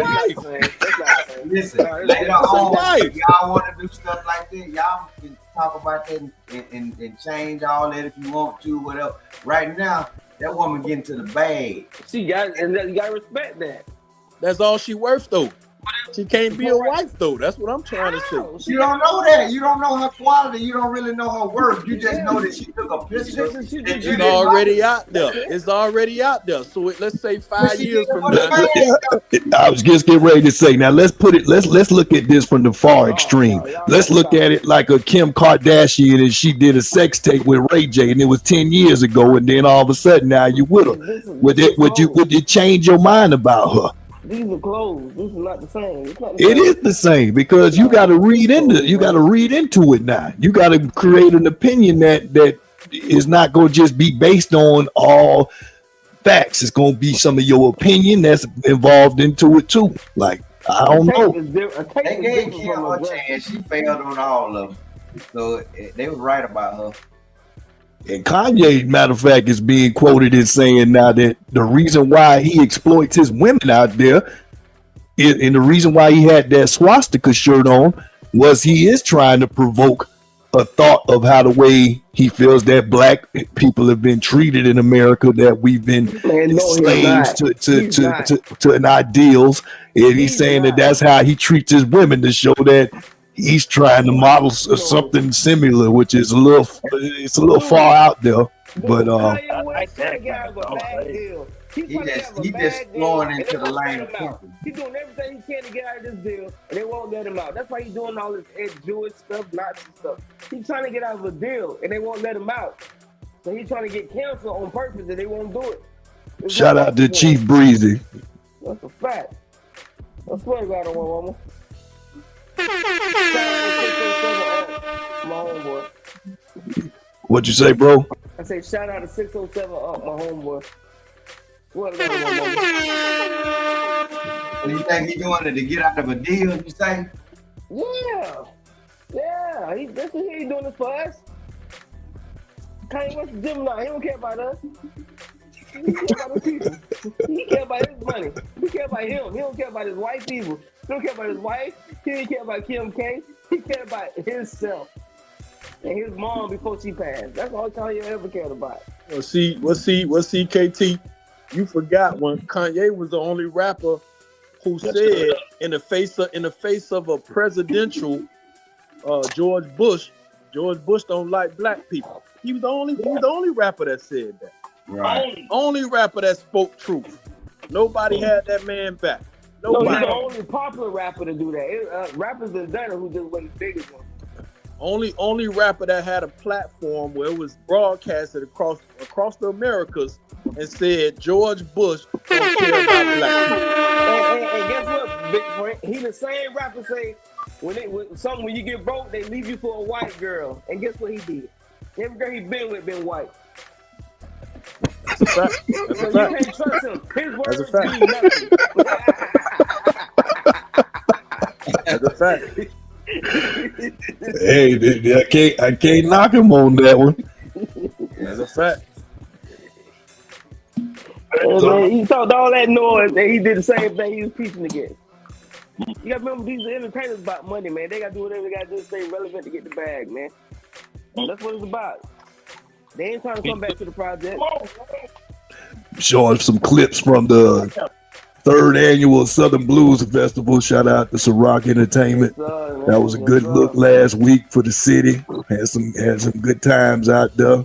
Yeah, we did good, man. I love it. You got anything you want to give about the recap from what happened and what we got cooking? Well, man, we did one of the best festivities. I love the way we brought out all the different artists. Like I said, you can see we got TSN. We got him broadcasting live. We showing getting all the good interviews. But on top of all that, the whole setup was a great vibe. And we had artists like Maserati Bud, Devin, Willie Rich, Big Phil. We also had Slow Money Bigelow and Jay Marshall and me myself. And like I said, in Hollywood, we put on an event, man, that we try to do things for our city down here. I try to bring the same talent you would see anywhere else. You can go to Atlanta, Montgomery, Birmingham, Mobile, wherever. I bring the same talent to a smaller town and build a venue around it. So that's why we call it, it's the 3rd annual Southern Blues Festival, because this is the 3rd event that we throw. And you can also see that, like, if you're looking at that clip right there, you'll see that's a guy named Maserati Bud right there. And that's my friend in the back right there, Island Boy Drake. And you can see that energy that them boys bring. And when I tell you it was a moment in there that was unbelievable, I'm telling you, you just got to come out to the events and see. Next year, Lord's will, to be the 4th annual. And on top of that, we got a lot of different showcases and stuff we got coming up that we building on, that's dealing with the blues showcases. So you're gonna see all kind of different things we doing. But this 3rd annual right here, it was a great moment. I'm telling you, dealing with the different artists. Like I said, we had Devin Neese and Big Phil and Willie Rich. They also brought a lot of energy to the stage too. Yeah, I mean, with you being a crossover on both ends, a hip hop artist and a Southern blues, with you and Big Pill. Shout out to Big Pill. What do you see for Southern blues, man? Because it seems like it's taking off. It's going in a direction that's missing. Because as Big Frank was saying earlier, like the lyrics, that's becoming a big deal now. The things that's being said and recycled in these songs with these young kids, these YNs, like KT said, the words matter. They always matter. Right. But now we're like these old parents now. We ain't the teenagers now. Now we conscious of what we really putting into our temple, what we're consuming. It ain't just all about what we eating. It's about what we meditate on and these words and these energies. What I do like about watching the Southern Blues Festival was that it was a good time had and everybody went home safe. Yes, sir. Wasn't nobody pressing nobody. And this is the third time now we done this. And it continues to be the same results. And it ain't because nobody ain't having no drinks. It ain't because everybody in there is a Christian. It's because people came there with the integrity of that. I just want to have a good time and be able to leave with integrity, come with integrity. Right. That's necessary. That's necessary, man. So to me, the Southern Blues seems like it's more appealing to, especially people my age, our age. It ain't nobody really want to go to no rap concert no more. They want the same vibe, but they don't want to go to that knowing that it's a chance of you coming there and not being able to come back home. You shouldn't have that idea that that's gonna happen and still want to go there. If there's any place that I have any thought in my mind that I may not make it back home, I ain't going. Even with my pistol in the car, I'm not doing that. It's not worth that. Yep, you're right about that, brother. And see, that's all we provide is a safe and loving environment. We're dealing with Ciroc Entertainment and ESN. We're gonna make sure that everything we do is safe. And like I said, my events, if my mama gonna be there, my daddy gonna be there. So that just let you know exactly what kind of environment it is. The atmosphere is always great. The food is good. I'm telling you, the food is always good. Shout out to the cooks. Oh my God. They had the fish and chicken plates and all hot, whatever. They had the big old Polish sausage. Yeah, the fish boy, that got me in trouble. Man, I was great. My guy right there, slow money, bigger low. So what's is King George considered Southern Blues or no? Yeah, he's Southern Blues. King George is Southern Blues. So line music under the Southern Blues, that boots on the ground type record. Now boots on the ground, he's considered Southern Blues too because they doing those lines. I like that. I like that stuff. Yeah, that's dealing with the trail ride. So yeah, you ever did a trail ride before? You into that? You done it? Couple trail rides. Yeah, what is it about? What is that? How it go down? Man, you got to be there, man. I'm telling you, they bring out the RVs, the 4-wheelers, the motorcycle, the horses. What? Boy, what you talking about? Ain't nothing but black cowboys down there and women riding cowgirls and everything. They be going down. Good time, boy. That's a real good time. Yep, mud riding, all kind of good stuff, man. So that's the real. They're really doing that up there in the area. Oh yeah, yeah. They're good events, man. I'm telling you, they're having good events. Sure, and everything being safe. Now, this is where you want to go and enjoy yourself. You know what I'm saying? You can go. That's right. I'm telling you. Trail ride is safe. Wow. We got to go out there next year, fellas. We got to make it out there. Yeah, all us need to get together and just go to the trail ride, man. I'm down for that for sure. Post up. I get my cowboy boots and my camo. I'll be ready to ride there. And then, just to give a little bit of, just to let the cat out the bag, we got the Southern Blues Showcase. It's going to be the first time ever this year that we putting together. We'll give them a little bit of info about that, brother. Yeah, we got a nice little lineup, man. Several different artists from all over the different places. I'm gonna hit y'all with a showcase, man. That's going. You know how y'all black people look at us and say, "Damn, this video right here, I'm making it for black people."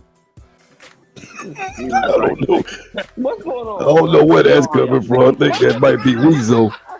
You knew it. That's Weasel. I don't know who that was. Yeah, but start making it for black people. I said, what? Yeah, the Southern Soul, it's gonna consist of a lot of different artists. We got artists like I wish I had my list. I had them all out, but I got Willie Rich. Country Boy Peas. I'm gonna bring him on now. I seen we had this guy the other day named Mike McCall. He just got in contact with me. He doing a few things with Jeter Jones. I seen him. Shout out to Honey Nail. What is the Southern Blues Showcase all about, though? We bringing artists together. We grooming them by putting on they background and bio in the Rulers of Masculinity that goes on every Tuesday with Ciroc and myself. We host that. Yeah, we got to groom the artists and get them prepared for we ain't getting them prepared. We just showing y'all that they're getting themselves prepared. Correct.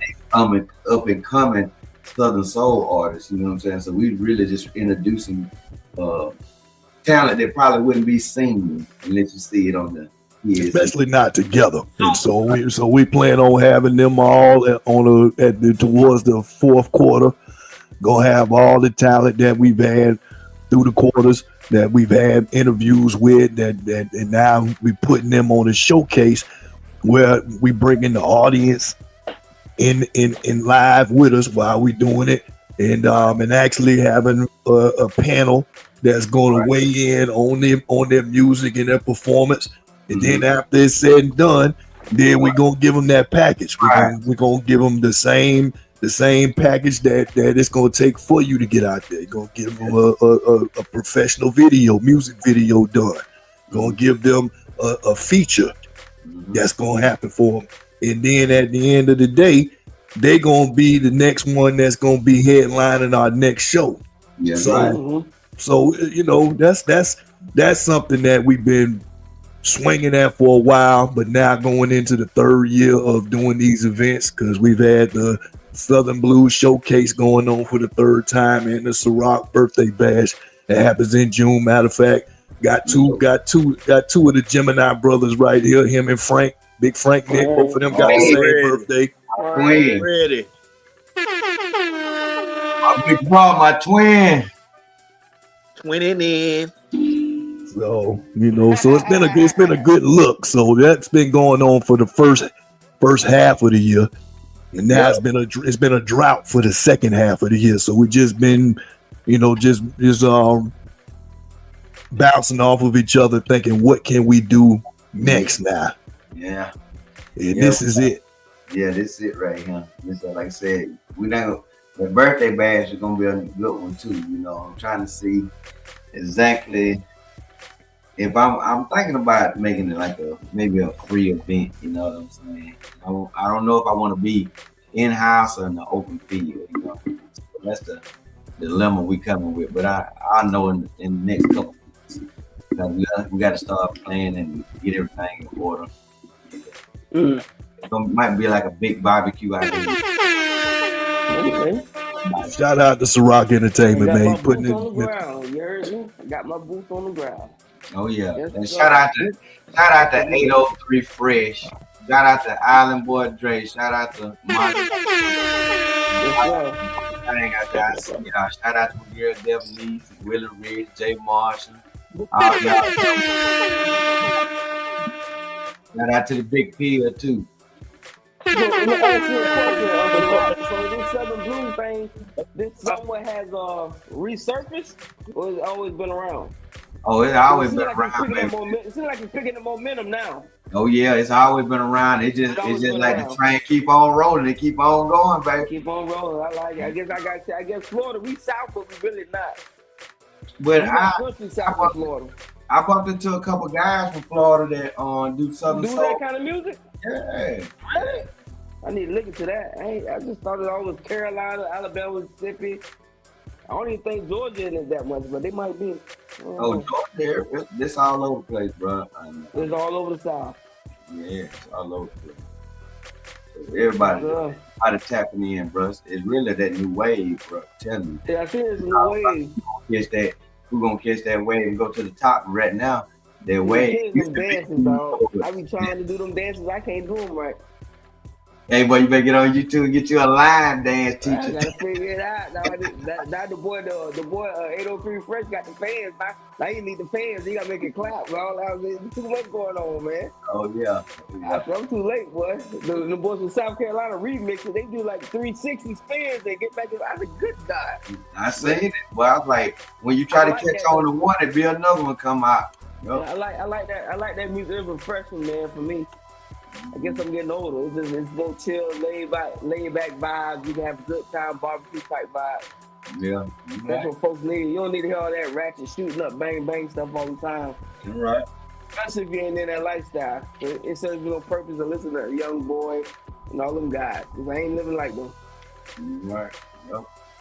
Yeah, like I said, I'm glad I tapped into that Southern Soul because that genre of music fits well with as I grow in age, like you said. As I ain't in the club no more, toting no choppers and none of that, and all that. Nah, I'm chilling. I'm grown. I'm really on the trail ride.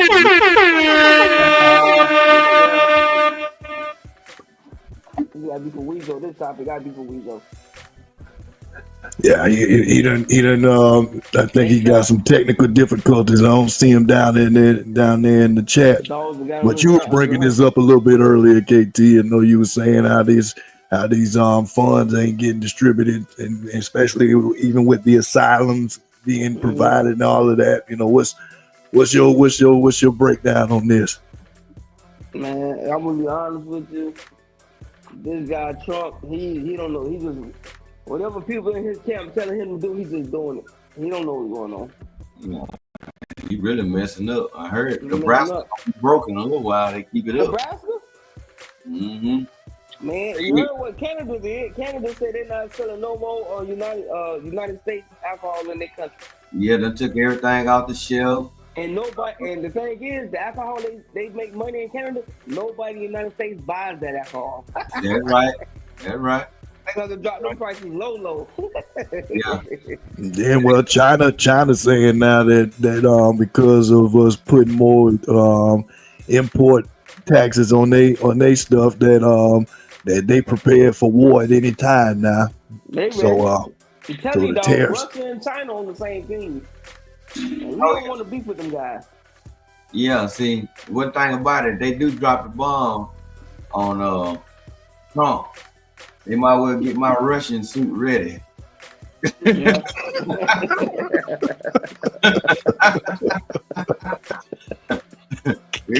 Cause I'm with them. I told you not to do it. I'm tired of talking to him. Be hard headed. You're right about that, boy.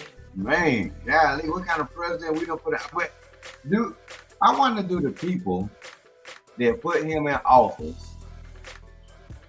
Are they happy, disappointed, or are they waiting on the outcome to be leveled out? They ready to go through the ringer for 2 or 3 years with him to see if it level out in the 4 years, or are they really unhappy right now?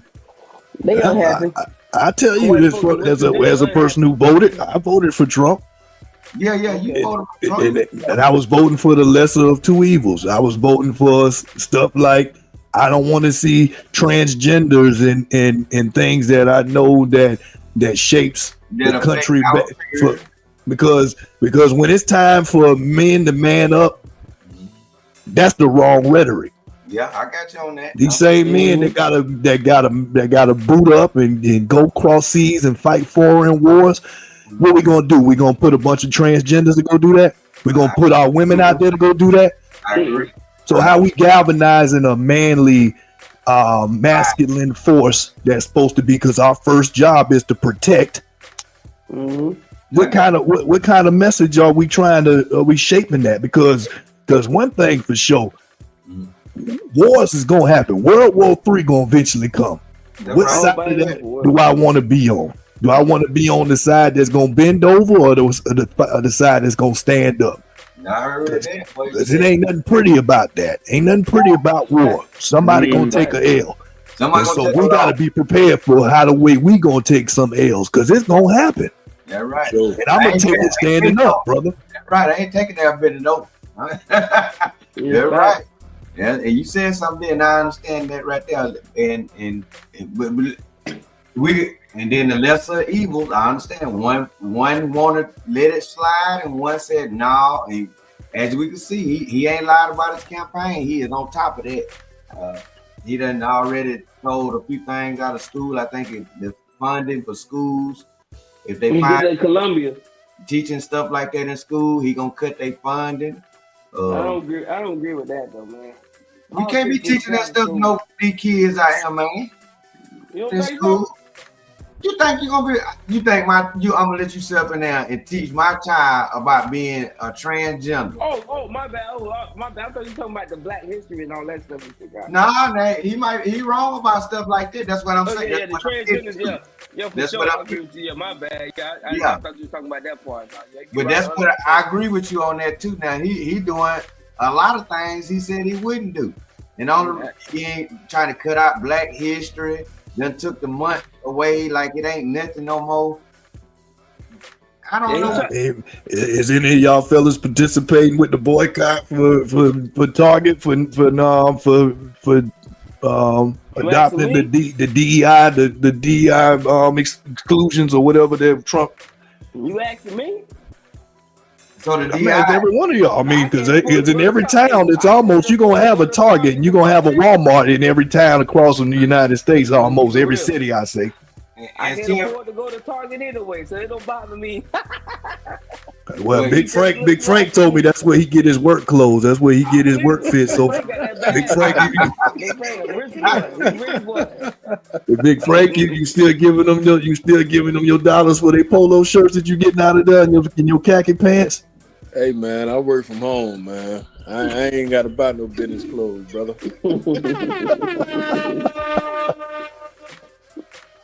So the facts are, if anybody's supporting it, does that make you feel any different, or you still gonna go and get your products from Target? No, I don't know. I'm gonna get on my soapbox real quick. I talk about the DEI and how they finna get rid of the DEI. Well, he has gotten rid of the DEI. It never benefited us from the get go. You know what I'm saying? It was all about the white woman has benefited the most from DEI. That had nothing to do with us, because if I got a job, I'm the president, the CEO. If I'm white, I don't have to say that I'm finna not hire you because of the color of your skin. I can say, oh, you're not qualified. You know what I'm saying? True. Even though I'm finna disqualify you because of the color of your skin, I could just say, oh yeah, you don't meet our qualification. So that DEI stuff, that really was just like what they do with the coaches in the NFL, the Rooney Rule. Oh yeah, I'm gonna interview you. That don't mean nothing. That don't mean you finna get the job. I never paid attention to that. That's a fact, brother. I never looked into those DEI stuff, but I figured, hey, I just know how it is. A lot of interviews I went to, I know I was gonna get the job off the back anyway. Because we don't have nothing, man. As black people, we don't have nothing. So you know, like Ciroc saying, as far as like him building his entertainment company, that he can employ other black men and females. Other black acts that can go ahead and perform. He could put them in position to make it happen. Now, if he was a white man, he not gonna do that. You know what I'm saying? If it ain't benefiting me, if it ain't making me no money, I'm not gonna have you N-words on my stage. I respect it. You know what I'm saying? We gotta build infrastructure. We ain't got no infrastructure, bro. And so we can keep complaining until the cows come home. They never gonna come home because we ain't got nothing for them to come home to. That's a fact. That's a fact. You gonna set up a place for people that look and act like you. That's fact. That's what it's about. I mean, there's really nothing racist in that. I'm just gonna be honest. If I'm setting up something, then most likely, because I just gotta put this even from a church perspective. I regularly attend church. because that's part of my relationship with Christ. But I can't tell you that I've been to a church that's diverse the right way. Diversity is so different. You either gonna go to an all black church or you're gonna go to a church that's mostly all white. I haven't seen it where in those positions that even in a black church, the people that's gonna be the officers in it, they're gonna be black. You go to a white church, the people that's in front of you mostly is gonna be white. They're not employing black people to run their white congregation, which is sad. Because it really shouldn't matter about your color of your skin in those situations. It should be about your ability. Right. But unfortunately, now I've come to that understanding that I don't care how much Christian in you and Jesus is in you, you still got your biases, and you gonna make room for people that look like you. Yep. So stop trying to come and demand that situation instead of making a doorway. See, that's what I love about what we're doing here. That's what I love about collaborating with Ciroc.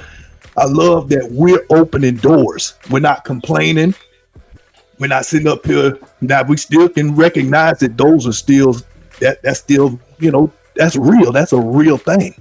Right. But what are you gonna do? You gonna keep complaining and crying about it, or just understand that if you playing that game, then you gotta play the game. But you either gonna play the game or you gonna create a new one. But you can't keep playing that game and expect the rules to change. Yep. That's true. Yep. You gotta make your own lanes and open your own doors sometimes. So that's exactly what you have to do.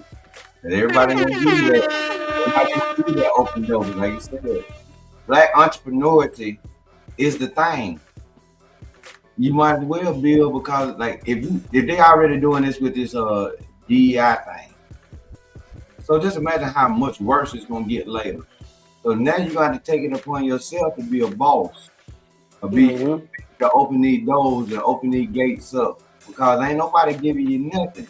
And that's what he's doing. He's trying to make the lions be lions.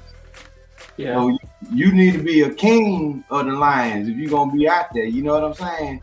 That's true.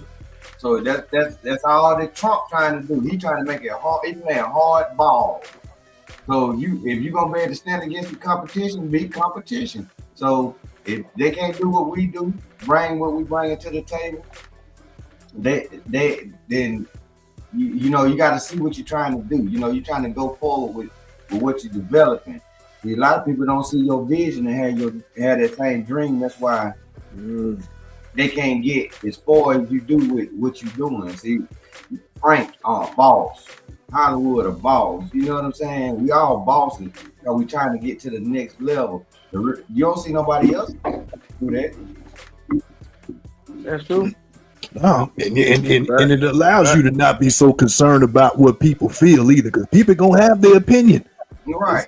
They not gonna like everything you say. They don't like what Kanye say. They don't like what Musk says. But one thing gonna happen is that when they decide they're gonna do something, ain't nothing you gonna be able to do about it. Right. That's what I respect about a Trump, is that regardless of whether I like what he say, he got the power to do so. You don't ask. That's like that. It's like that cliche. It's like some people do what they can and others do what they want to do. I forgot how that cliche goes. Yeah. But it's a lot. Frank, you know what I'm talking about. You know how that you can probably finish it for me. I'm not off the top of my head. I'm not for sure how it goes, but you get the point. It might even be a derogatory term that's in it, but the point is that when you got the ability to do for yourself, you don't need to ask permission. People are going to be reactive. That's all they're going to be. They can't be proactive for something that you going to put out there, because they don't know how you going. They don't know how you going to spin it. They don't know what direction that you're going. They don't know the things that you're promoting unless you're really outspoken about that. And for these guys, they really are. It ain't going to surprise you that what Elon going to do. It ain't going to surprise you what Trump do. It really doesn't. To me, I don't know exactly what he's going to do, but it doesn't surprise me. Right. That he's not looking for, he's already in office, so he's not worried about a popularity contest. Nope. He's not going to be able to be in office ever again. That's his 2 terms.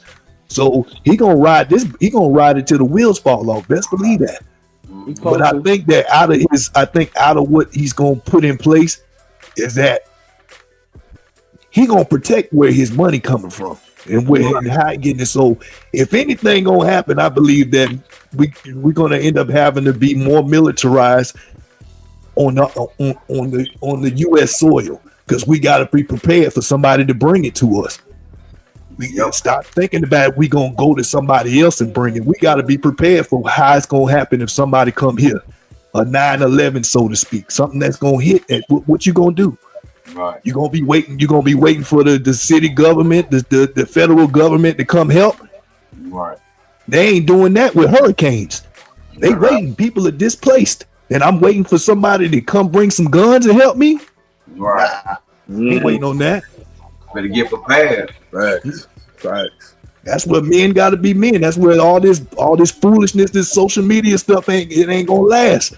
Because social media, you better use it to start learning how to grow some potatoes and make a chicken house and all that other stuff. As much as you looking at beloved hip hop on there, otherwise you wasting your time.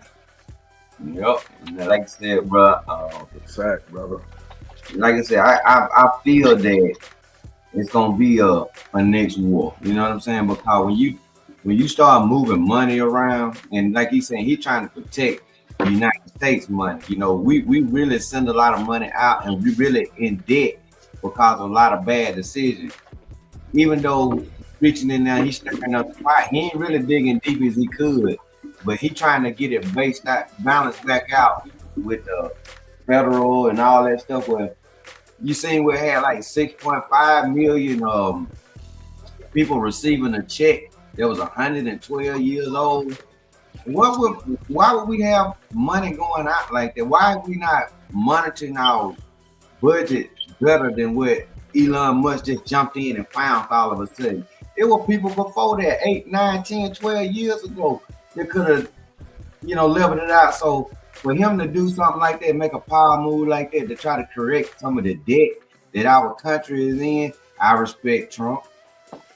Some of the decisions that he doing, I don't like. It's gonna have an effect. It's all a bowling ball, because if you start deploying these immigrants and stuff that came in our country, that's got these jobs that we don't want to do, I don't want to catch chickens. I don't want to be out there picking oranges and stuff, but they doing it for a low cost.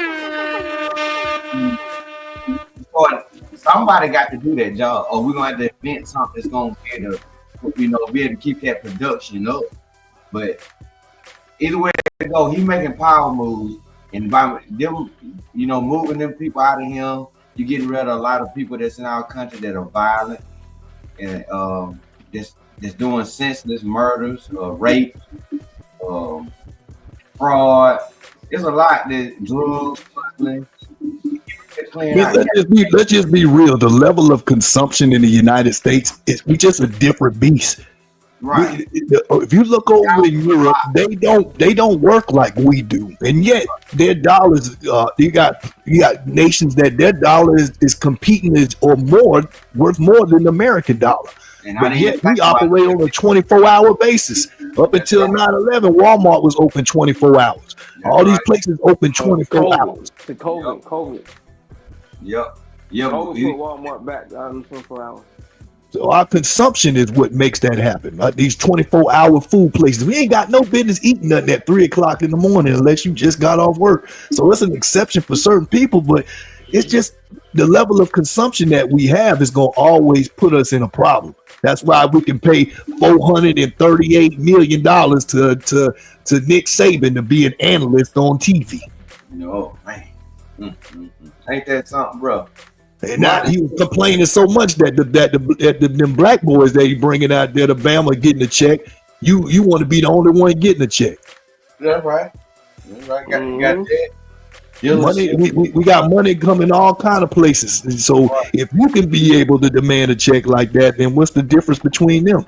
Because you still got to say so. Right. You can say, nah, I ain't finna pay that check, but you mad now, you want to retire because you mad because them boys able to get they could. You got to put some respect on they name too now. Yeah, right. They ain't just the person that's on college football and all you see is their number now. No, you see the name now too. They ain't just a number. Because there's going to be plenty of other kids wearing that same jersey after they leave, number 16, number 5. But who did you remember that really came there and put a stamp on it? Like, they going to remember a Nick Saban. They going to put a statue of him around there. Yeah. They ain't going to remember Milroe, and they ain't going to remember them guys unless you just was a fan of Alabama. So I like that. But like I say, these things are, to me, it's kind of all over the place. But America, we the consumption that we have puts us in positions like this. Yeah. How the way we consume over here, whether it's media or whether it's something that we eating, we need an authoritative person like Trump to balance out what we're dealing with in international affairs. Do I like how he's approaching it? Nope. No. But I wouldn't. I'm not a fan of any of. I'm not a fan of government anyway. I know that it's necessary, but I think as much as we can handle ourselves, that's what we need to be doing. That's why I've got my pistol. That's why I got a chicken house out there. That's why I want everything in the confinements of my home. So when I step out, it's because I want to, not because I need to. That's right. Yep. I'm gonna get the same way. I think about ordering my chicken coop and everything because eggs done got so high. I was about to go out and start shooting birds myself and climbing up and getting them out of the net. And I ain't trying to be too personal, but 2 Chainz, he knows how the chicken that we eat. It's crazy, bro. The chicken ain't even safe no more. And these chicken plants, he done told me how I go down, and there's liquids that's coming from there. Hey.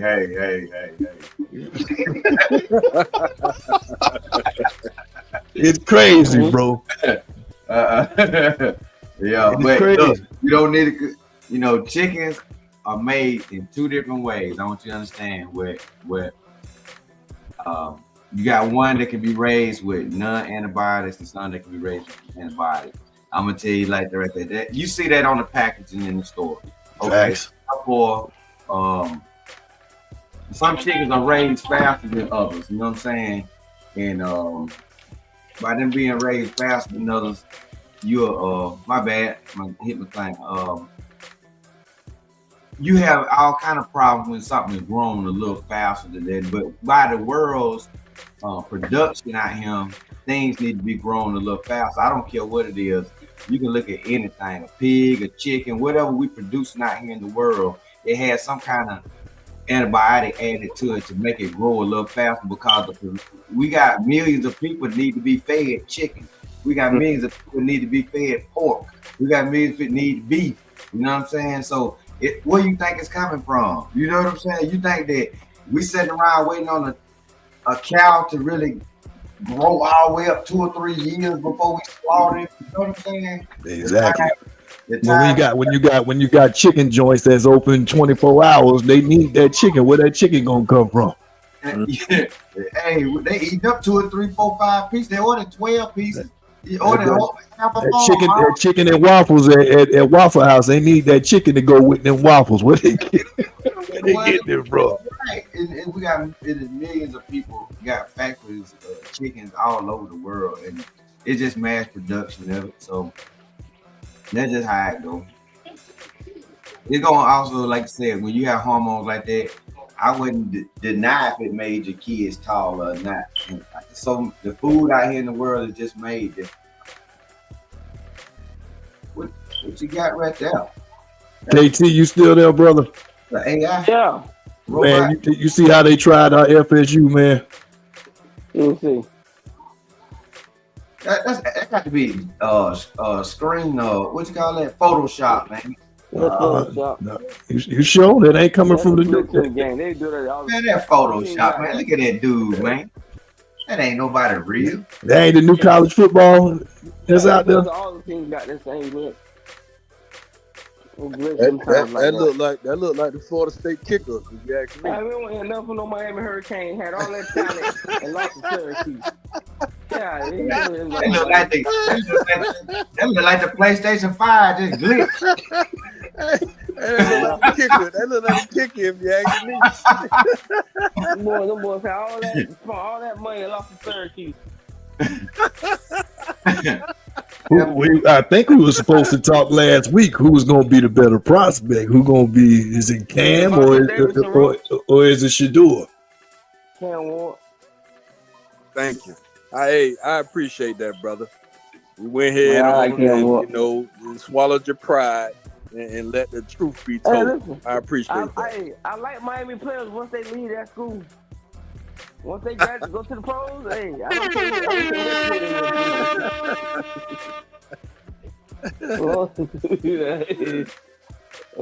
That's just how I do it, man. What's up to boy Mike Irvin in Brazil acting the fool?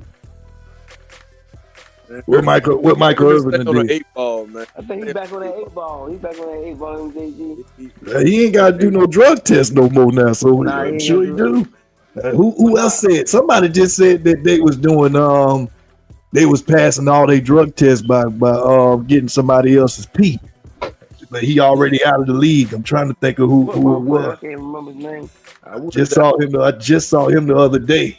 I wouldn't doubt it at all. Let me ask y'all this, man. In the Navy, he was in Spain. I had the white boys pissing across me. I ain't gonna go too heavy on my sports, but I want to get y'all opinion on this one sports subject. Should Tank got the L? Call the draw. Let's take it there. Well, all I want to talk about was sports. That's the one thing that mattered this past week. Did Tank deserve the loss? Or it was a draw the right call, or should he won? I think personally he should have won.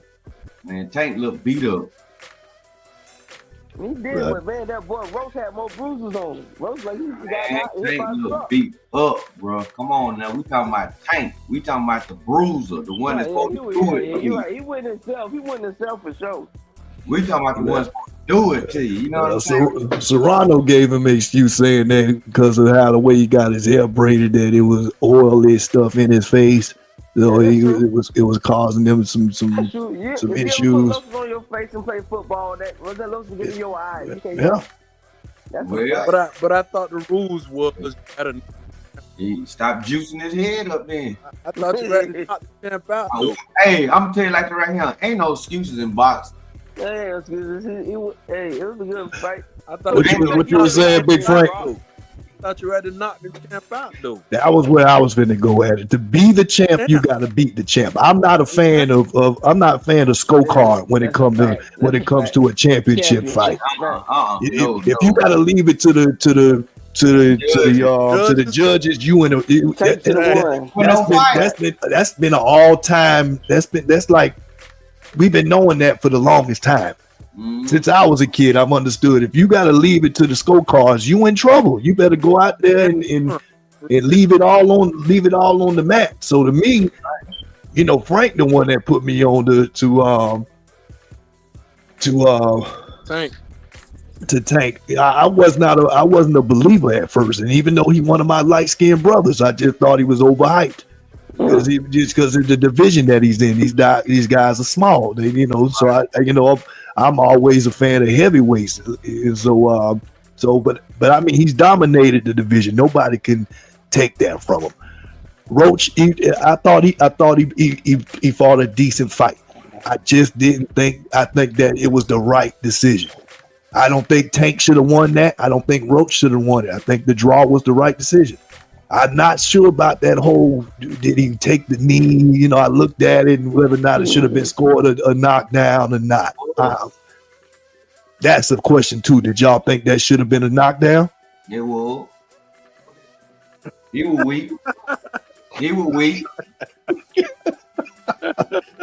Hey, when you get a big roach, or my big house roach to beat on you, boy, I put something on you, man. Oh my God! KT, was it a knockdown? KT ain't got nothing to say. I ain't heard him snoring yet, so I think he's still awake. Big Frank, was that? Did you think that was a knockdown, or what would you call it? Hell no. You got to knock him out. You got to knock him out. It shouldn't be no indecisiveness come to the championship fight. I'm the champ. I done knocked plenty of dudes out before them. So now here you go. We got to go to the scorecards, and for you to be deemed that you got to knock me out. Hey, you know what I think? But my question before you pick up on it, Rock, my question though is that knee going down, was that a knockdown? What do you consider that? No knockdown. So what would you consider it? Back. That's a knockdown. You saying he gotta hit and boom, and he gotta hit the man? Absolutely. Like so if I hit him, boom, if he dropped down to his knees, that ain't no knockout. If Tyson, if Buster Douglas would have hit Tyson went down to one, hop back up, we never would have seen Buster Douglas won. You got to knock me out. I'm the champ. I done knocked plenty dudes out before you. I can understand that, brother. I'm gonna tell you something.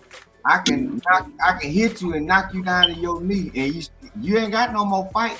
You just didn't rock over on the mat. But Tank didn't stay down on this knee though. He got back up, but he got right back up. That's what I'm saying. You gotta knock me out. But yeah, it went for a second. He was out. He just caught himself. You see what I'm saying? That lick made him hold on for a minute. I'm back. You put me with one. Yeah. You put me with one, but I'm you gotta knock me out. You gotta make me fall on my shield in order for you to take that belt from me. I didn't fall on my shield. I'm the champ. I done knocked plenty dudes out before you. Yeah, but just to feel yourself on the back end of that right there now, he was such in danger. At the end, it was considered a draw. So he was really fighting for his life, and that ain't the fighter that we know. You let Cameron tell her it was the bad vibes of the retired Dipset that came out there with him. I can't lie, that wasn't the best. You said Cameron said the Dipset messed him up. Oh my God! He said the vibes was bad, so. That's not gonna kill him. I wholeheartedly believe. Shout out to Bay. Like what them Eagles did to the Chiefs. They knocked him out.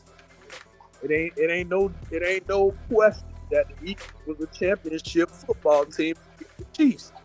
Same thing with Tank and whoever in the field. You got to knock me out. Right. That's what I did to everybody else for me to become the champ. I knocked Hwrs out. Yeah. I try, you know, I done been in a lot of different situations, bro, and I try to understand the knockout situation because I got hit with some good shots, and like you said, never got knocked out. But you know, you have to be able to maintain yourself in a fight. You know what I'm saying? Yeah, I'm glad you said that, Ciroc. My dog got hit with it. Oh, I knew he was going. I knew he was going to this. I did not know this was getting ready to be the topic of this discussion. My dog got hit with a cold one. Man, hey, look, man. Big facts. I was there live in the flesh. I heard it. Right. I said, God damn. I thought my dog was out of there. He fell to a knee, but he came back. He scooped him, and then he made the boy. Made him pay. Sorry. He had to pay. I'm sorry. Please don't hit me no more. I'm sorry. Right. Gotta knock the champ out. The champ is always gonna be the champ because he done knocked other dudes out. I heard that. God. That's a fact, brother. That's a fact. And you know, but the thing is, again, with that, with beating the champ, you do have to come out there and show a performance. Like I did not like a lot of Floyd Mayweather's fights. I thought he was doing a lot of that chicken running around stuff. That wasn't the case here. I don't think that he was trying to duck Roach. I still Tank did come out there and it was blows exchanged on both ends. Right. So it wasn't that I was totally disappointed with Tank's performance. It just wasn't a very one-sided performance where like what he's been doing to the rest of the competition. Yeah, right. It's been no doubt that he's won these fights prior. There was doubt left in this, but nonetheless, like Big Frank said, to me, you got to come beat the champ. You can't just leave it as a question. Yeah, he beat on the champ. That's what y'all saying. He beat on the champ. He didn't beat the champ. Correct. Okay, all right. I agree with you on that too because he beat the champ. You know what I'm saying? But he didn't knock out or beat the champ. I agree with you on that. If they do a part 2, I definitely got half a yard.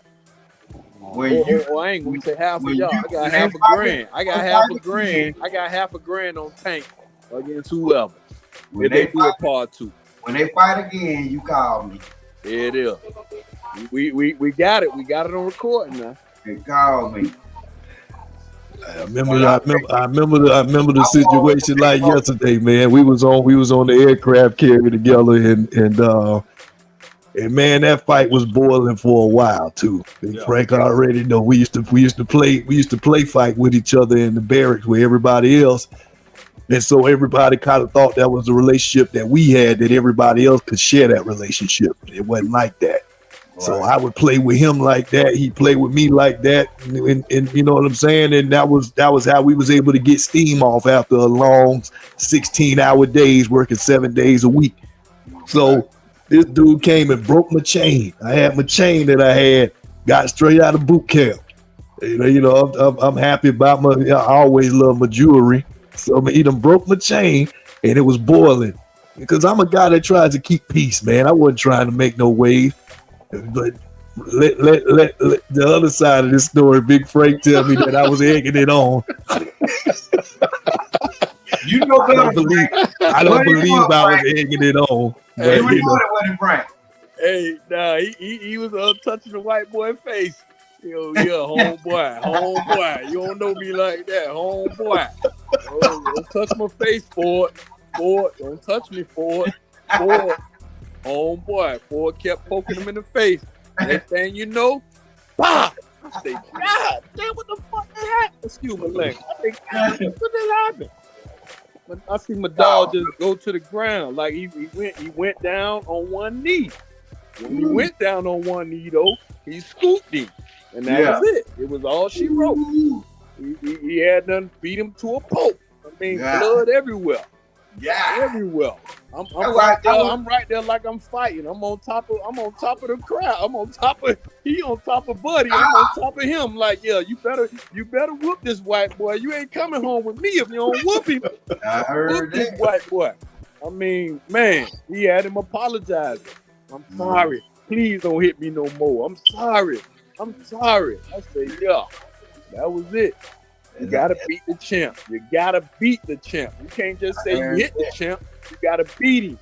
That's what it is. Yeah, that's a fact. Cause he had a lot of respect in that burden. Because he was a guy that because it was sectioned off. It was us black folks staying. All our bunks was right close to each other, and then you could tell we was the black sheep because it was more of them than us. And it's not about everything being a race thing, but that's just the fact. It was white guys and black guys.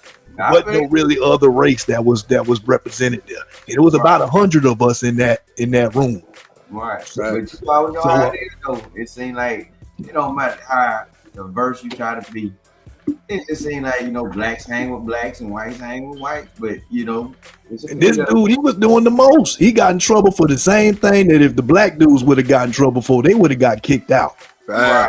So these guys, they looked at him like he could walk on water, like he was God. And, and he wanted to represent that with the black folks too. He wanted to look like, I get respect from my folks and I get respect from y'all peoples too. Right. And that's what he thought, but Like I say, man, you know, when you dealing with something like that, I'm not trying to cause no problems. I never have been, but I gotta take his perspective in the story. I was pissed off that he broke my chain, so I can't lie. There was probably something boiling in there, so maybe I did push the wasp nest. But nonetheless.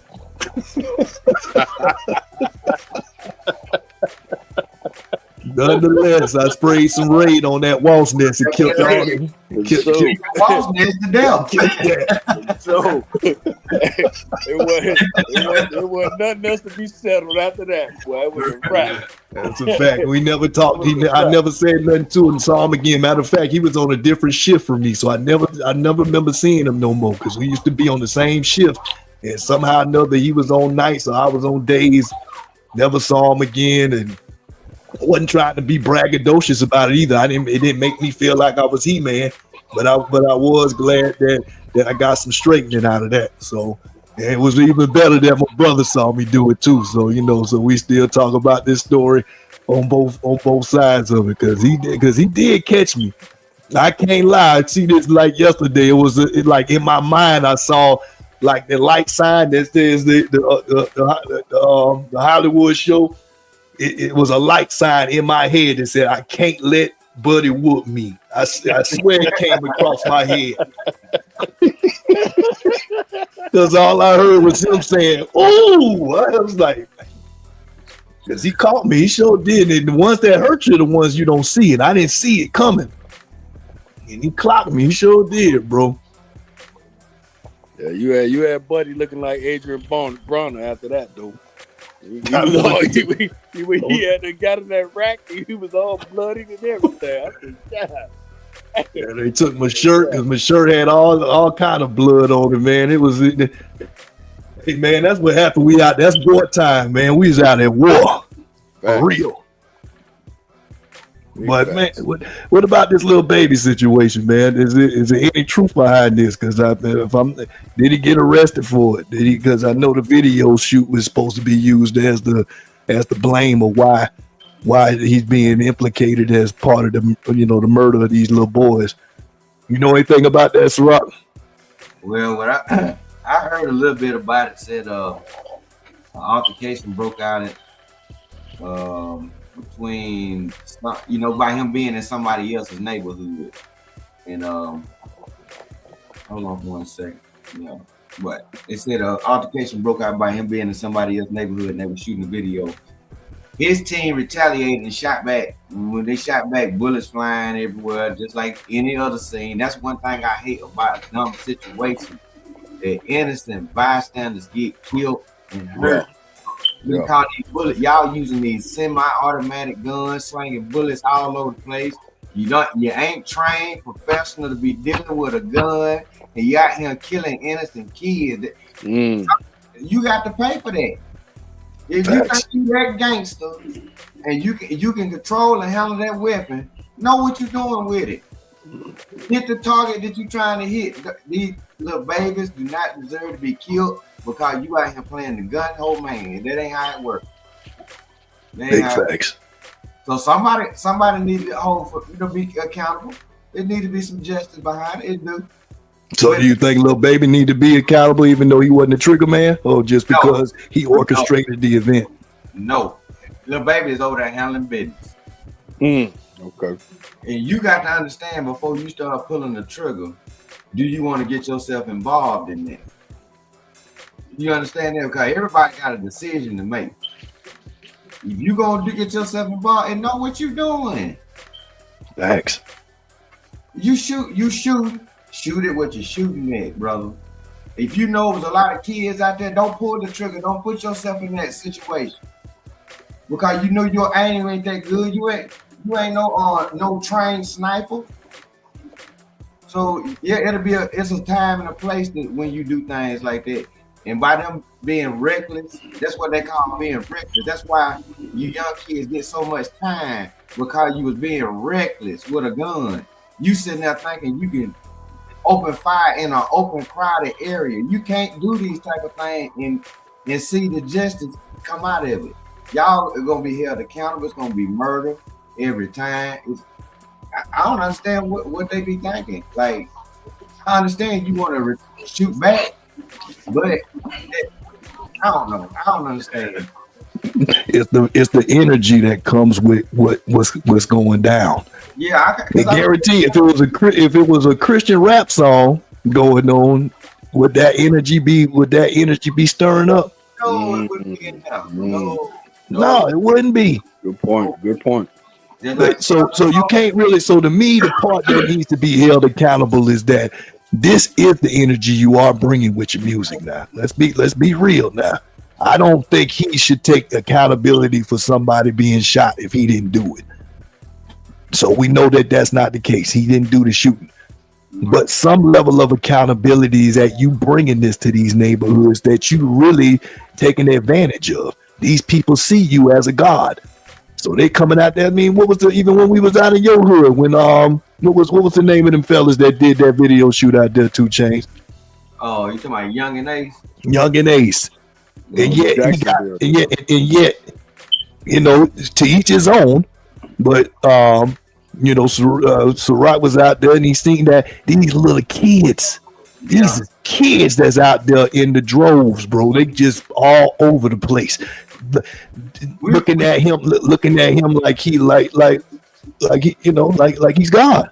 And they taking advantage of that. And so they got these kids in this video where they talking about killing people and everything else, but you got kids in it. Yeah. They came up here, you know, one of the guys from the neighborhood and everything. But yeah, we entertain that though. You can't. The kids, even if they were not attracted to that lifestyle, they wouldn't think about wanting to be in a situation like that. Yeah. So it's still something attractive to them about it. Because heck, them boys pulled up in Lambos and everything else. These kids, 99% of them ain't gonna never have that. Yep. Yeah. Well, let me ask a question. Want to see it. Let me ask a question. I don't know, Ciroc, if you gang affiliated or whatever. But I'm gonna ask a question. Do any of these gangs own the neighborhood? No, not down here. That's what I'm saying. So I'm an American citizen. I'm free to go and shoot a video in public wherever I want to, correct? Oh yeah, no, hey, listen, that ain't even. I am not even denying that. You can go anywhere you want to, but the persona that you carry, it comes with you too. You know what I'm saying? So you don't know what them boys know each other in Atlanta. They be in the club together.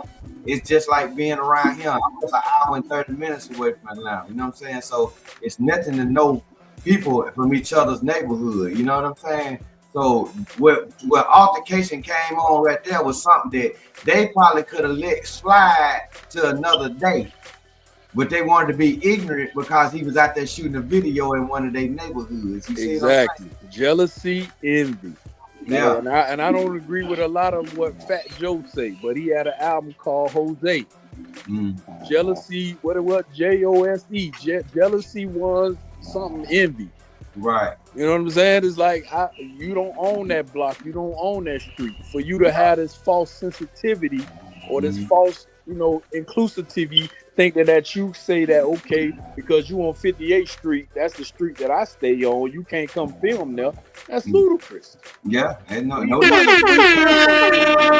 That's facts. So now you come up here and you want to cause any kind of beef. Like it was a video with not Lil Baby, but Baby. When he was in Charlotte, he was by himself. Yeah, he had his camera people and everything. I know you know what I'm talking about. He was standing on the porch. Yeah, there was like four or five dudes standing out in the street. Oh yeah, you got to pay a tax for coming over here.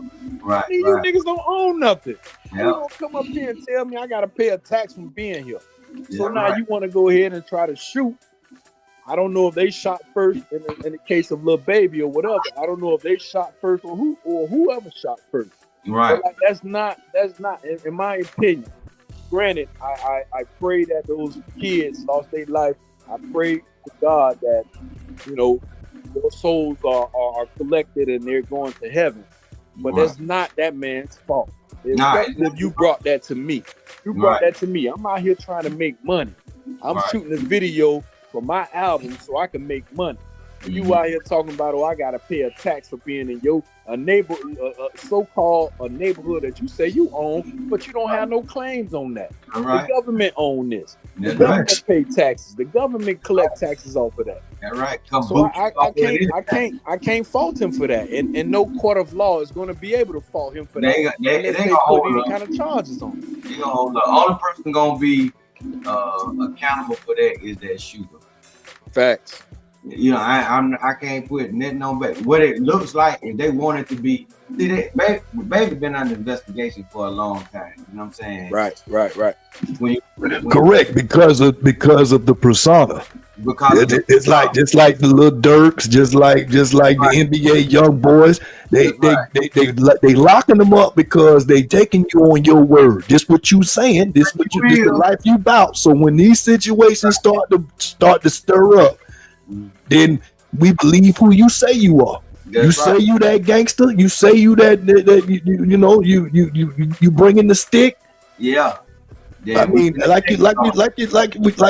both of y'all said, I don't believe he should take the blame, but I do think there is some level of accountability when we know what type of message that you're presenting. That's right. And it's up to the parents to be able to safeguard their children's ears. My son don't know nothing about a little baby. He don't know nothing who these dudes are. Right. I can't say that for every other 4-year-old. Right. There's plenty of them that know a whole little baby song. That's right. Mine the same way. I see a lot of these parents that think it's cute to put their kids on their social media while they sitting up here reciting lyrics to a song that they ain't got no business knowing, and that's cute. And then next day they talking about, oh, pray for this, and that. It's a contradicted message. Absolutely, it don't work right. And then next thing you know, you talking about rest in peace to this kid that just got killed. But you glorifying this same stuff that brought that energy. It's some level of accountability that we got to take. And it's about what we do individually in our households. And I'm just not interested in that. But to each his own. Just like if you want to be gay, do that. If you want to be a gangster, do that. But I don't want to hear the why did this happen? Where does the level of accountability come from, though? You know what I'm saying? Like at what stage or at what level do you place that accountability? Do you place it at the parent level? Do you place it at the rapper level, the music level? Who is to blame for that? At the end of the day, like you just said, we're responsible for what we do in our households and how we govern our kids. So if you're out here, if you're just a parent that comes home and say, okay, yeah, little nigga, go ahead and get the iPad so you can watch your Coco Melon. Coco Melon is going to graduate to something else if you're not watching them. Thanks. You know what I'm saying? Yeah, it's going to graduate to maybe wilding out. Now, wilding out, they learning how to roast each other. So now they graduate from wilding out to something else, rap video, to where they pulling up with the stick. If you're not governing that, then why can you sit here and say that this rapper is responsible for the child's death? It's not. It's not. Yeah. This man is out here because most of these rappers don't live the lifestyle that they live. Maybe a little baby has done something in his past that we can say, okay, yeah, he got street cred. Same thing with Baby, Lil Wayne, Rick Ross, whoever you want to name. Yeah, maybe they've done something in their past that you can say, yeah, they did something in the street. But once they get to that mic and they start rapping, they're no longer doing that. That's right. Somebody like a little Dirk, like you said, NBA YoungBoy, yeah, they probably was still living that lifestyle. Lil Dirk, he wasn't living it, but he was paying for it. So that's why he's in prison now. Mm-hmm. But where does the accountability lies? It lies with the parents. We rely too much on social media, the TV, and everything to govern our kids, and we are not taking accountability as that parents to say that, hey, it's my fault that my child is attracted to that. That's where it goes at, though. Again, like you say, the accountability, it goes on both sides. I don't think that the finger pointing, because there's that thumb there's the finger that's pointed at somebody else, there's 3 fingers pointed back at you. So there's multiple things that we can be more accountable for. And so those, again, like for those kids, I don't know where they out there. in the midst of it because they see Lil Baby out there. Of course, oh yeah, I want to go see Lil Baby. Like I say, Right. if I was living in that neighborhood currently in my condition right now, my son wouldn't know who Lil Baby is. Right. So he ain't finna be asking me, oh daddy, let me go out there and see him. Right. He ain't gonna be in that condition. So it's all about what we are allowing ourselves to consume. It's not on the rappers, it's not on the people at all who portray that lifestyle. In my opinion, it's all on the parents. Because let's flip it another way. If my child grows up to just idolize Kobe Bryant, idolize Michael Jordan, idolize LeBron James, he doesn't make it to the NBA, right? Right. What does that leave him? Yeah, right. You know what I'm saying? Yeah, Like, right. where does that leave him? And it's a lot You're now not going to say, oh, yeah, that's effed up. I'm finna sue LeBron James because my child ain't make it to the NBA. Yeah. It makes no sense, bro. It makes no sense. You can't say that now that my child idolized NBA Youngboy and now he's dead. Now I got to go ahead and sue NBA Youngboy. No. It goes because of you. You're the parent. Yeah, you got to leave them options. Exactly. You gotta have an option. Yeah, that's a fact. That's just like the kids that used to say that Grand Theft Auto led them to go kill somebody because they was playing the video game. I get it. But we also said too that you made the point earlier that what they see the parents do, right? They're gonna do. So I like you said, it doesn't go. I don't think that it's just one sided. I do think that let's just put it this way: if the parent or whoever's paying to who's paying for that luxury for this entertainment, these things need to be monitored better about this drill rap, about these messages that we know are not good for our communities. Like it's more awareness of it now, but there's also more options. So, back when we was listening to music, it was just rap. You didn't really hear a lot of these more different varieties of hip hop. You had Common, you had the Roots that was giving you more clean stuff, but it was dominated by the Jay-Z's and the Tupacs that's saying derogatory messages and things that's only inciting you to live outside of your means. That message is still very relevant now. But nonetheless, if you are entertaining that, then you should be able to say, yeah, I allowed that. Right. You do have to take accountability of that. But I can't see that these artists that after they left a venue that they just got like Boosie, for example. All the bodies that's coming behind his music, or Gucci Man, all the bodies that's coming behind these shows that they're doing, you can't tell me it don't weigh on their conscience to think that they had a part to do in that just because of the message that they was promoting. Right. Because if they're conscious in a thinking person, it's gonna come. It may not happen today because they're counting that bag. But one time where they really sitting in their thoughts, they gonna think about it. He gonna think about MO3. He gonna think about these dudes that's all part of the 10, whatever his group was, 1019. All them dudes done left. They done left or they done got killed. Now he trying to recreate it. He done recreated the group now because he got a bad reputation. It's like that club that got shot up, and then one day it was named Harry's. Now tomorrow it's named Larry's because they got to rebrand it because it's known for people getting smoked out there. That's right. That brand ain't no good. Yeah, but we gravitate towards that. You know what I'm saying? As a black community, everybody thinks that the gangster is the cool person. You know what I'm saying? Even when it deals with, and I go a little deeper, even when it deals with our women were like, oh yeah, I need a thug. I need somebody who gonna handle me. You know what I'm saying? Like it makes no sense whatsoever. There's never no interest in the guy who is responsible, who's going to class, who's getting straight A's, who's not wearing the latest Jordans, who's not sagging his pants, who's going ahead and getting all his assignments in on time, and he's graduating valedictorian of the class. He's not considered cool. So in our culture, what we consider cool is all this violence and all these dudes who are brainless, cavemen.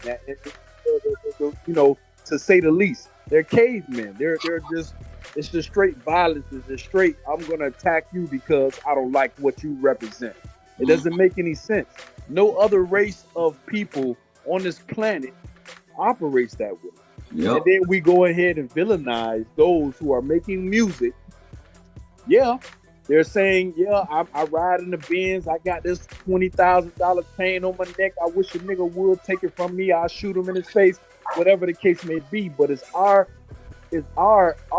job as parents, our responsibility as parents, as fathers, to say, hey, son, hey, daughter, this is all just like WWE. This is all for show. This is all just something that's going to be entertainment. And if we can't do that, then you have to expect the kind of results that you get from what the story that was just told. Somebody gets shot at a little baby video. The baby is not responsible for that.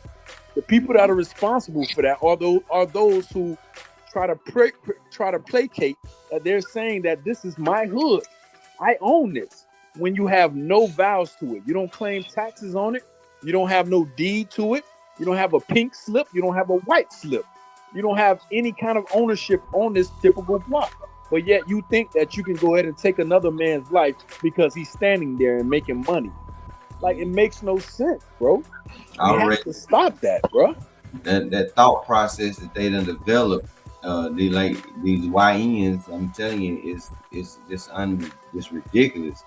Like, they're claiming the ownership or something they can't even, don't buy, can't ever achieve nothing on top of, ain't got no kind of morals and values, of sense of life, for them or the people that's out there, because these kids don't even mind going to jail no more. They ain't even don't even think twice about getting a gun. I can't even remember the last time I seen a fight.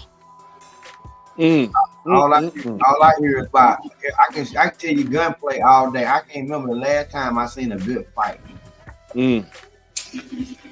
Back because people don't want to take that L. People don't want to get that punch in the mouth. They want to get it.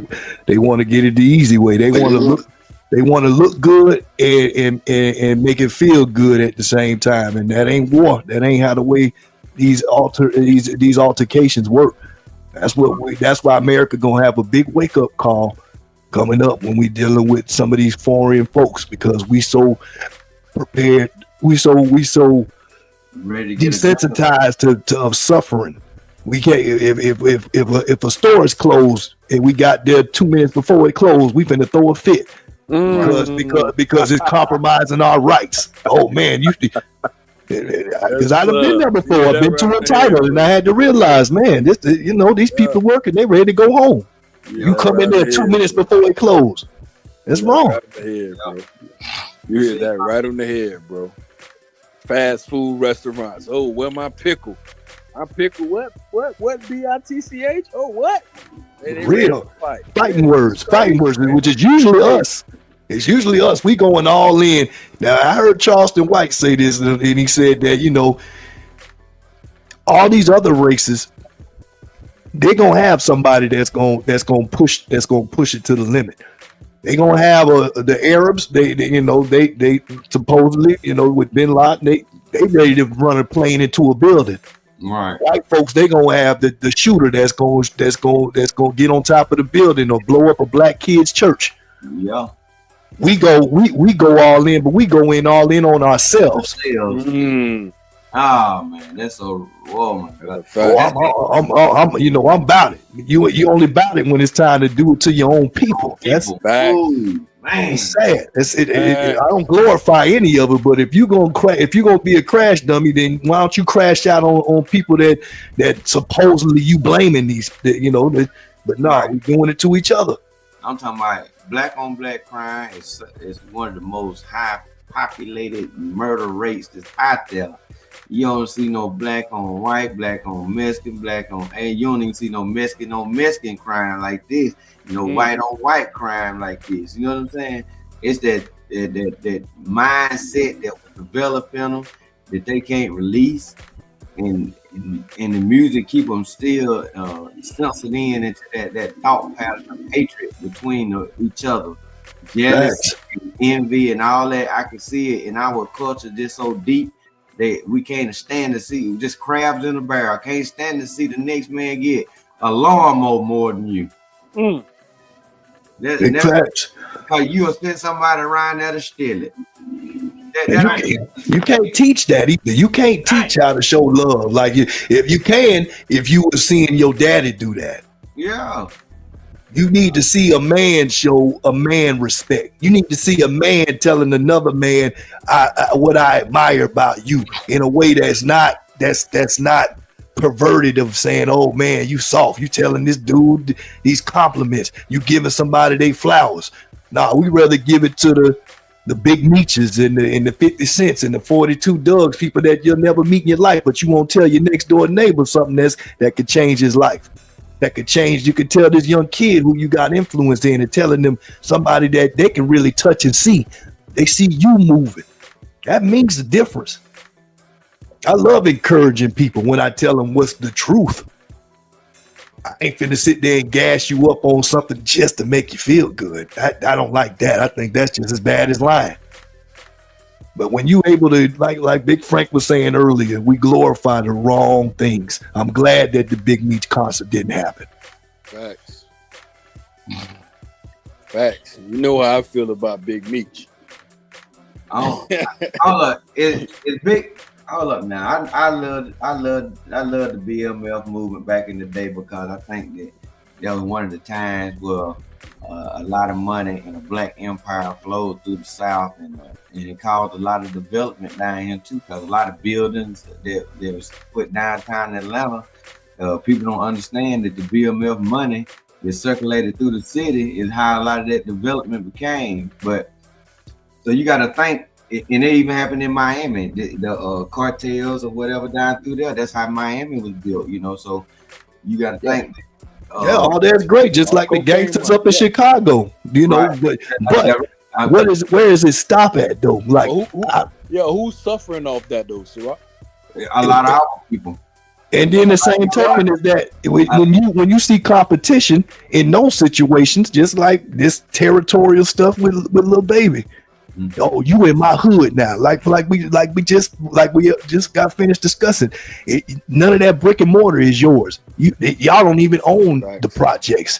Now they got that buy back the block stuff. That cliche. Y'all ain't owning none of that.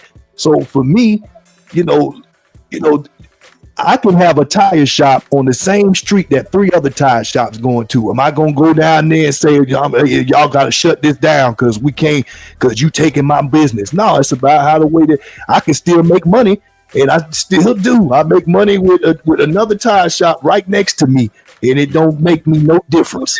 That's right. That's right. You got McDonald's and Burger King almost right across the street from each other, knowing that they both sell burgers. It don't make no difference. Yep, but we do it that way though. Yep, we look at people as competition, as you should be. That's what America is about.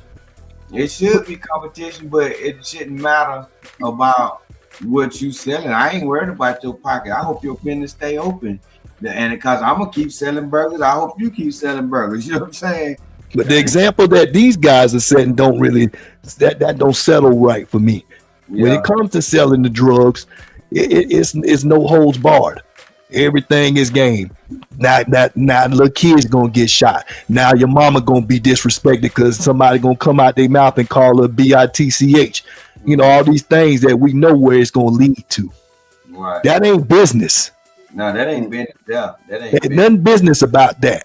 No, ain't nothing business about that. When they get to like I said, it's done changed the generation into thugs and criminals and stuff like that. Now you wouldn't want all that in your neighborhood, and I understand that. Yeah, 50's a master of this. Because see, one thing that I think he's entertaining about is that he putting all this on wax. So he know that if there was some retaliation, where them fans gonna first start looking at. Meech hands is tied up. 50 can say what he want. He understands how to play the game, and he's done that his whole career. Right. He put people on blast that they now Okay, he don't care, like, and it's kind of dry snitching, but yet it don't really be put in that way, because really that's kind of what he do in some of these things, when he put some of this information out. But he's a master at doing it. The man is he's really a comedian. He missed his calling, because this dude is funny. I remember he used to do them curly yeah. Jerry curl yes sir. That fit out chain, ain't it? You can't. He sleeps on nothing. I'm the biggest hater of Big Meech. If you want to call me being a hater, I'll accept that.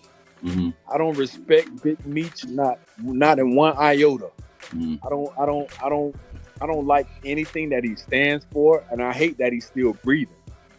Because, and it's not just him. It's not just him per se. It's everything that he represents and whoever sides with what he represents. He's killed the community. People like him. You want to call the Freeway Ricky Ross? Same difference. I look at him and Big Meech is the same way. And anybody who falls in line with that type of ilk, I don't like those guys, because they are the reason why the black community is the way it is. We can go deeper and talk about, certain civil rights leaders that have led us into, integration with white folks, et cetera, and that has caused some type of strife in our community. Yeah, we can say that as well. But now that we know that we are there and we are in that type of position, when you come to these people who have taken deals and have aligned themselves with the feds, because we don't make poppy seed fields. That's right. We don't import guns. We don't import any kind of liquor. So when you have these particular personas that align themselves with the government to destroy our community, and then they try to get celebrated for it, no, absolutely not. Right. Cut his throat, let him bleed out like a pig on a hook. I love it. I don't want to see any of those dudes striving. So like AL was just saying, with 50 trolling this guy, I love it. 50 canceling that show, I love it. Because he's not supposed to be glorified. Give me another Malcolm X series. Give me another, even though Martin did some things that wasn't, at the end of his days, he realized that he was leading us into economic, what's the word I'm looking for? He led us into a burning house. That was his exact words. I led my community into a burning house when it comes to economics, because he knew that black people were coming into integration of white policies, white infrastructure, because we were now the backbone. We were now the persons who was going to be feeding their machine. Right. We had our own, and if we would have stayed that way, we would have been all right. Just like these Hispanics come over here and they buy one house, and 12 of them live in one house until all of them get enough money to buy the next house. You know what I'm saying? And then they get the money to buy the next house, the next house. 10 years later, they own the block. That's why Trump trying to get rid of all that. Trump is trying to get rid of it, but it's the American way. Wait, I understand. And we don't play by those rules. Black people don't play by those rules. We don't follow those models and replicate those models. We model this. We replicate this. And like you said, I don't condone what Meech did. Let me clarify that too. You know what I'm saying? Like, he contribute to a lot of growth. You know what I'm saying? That people took good ways with the money that they made. Like I said, he did destroy a lot of our community too.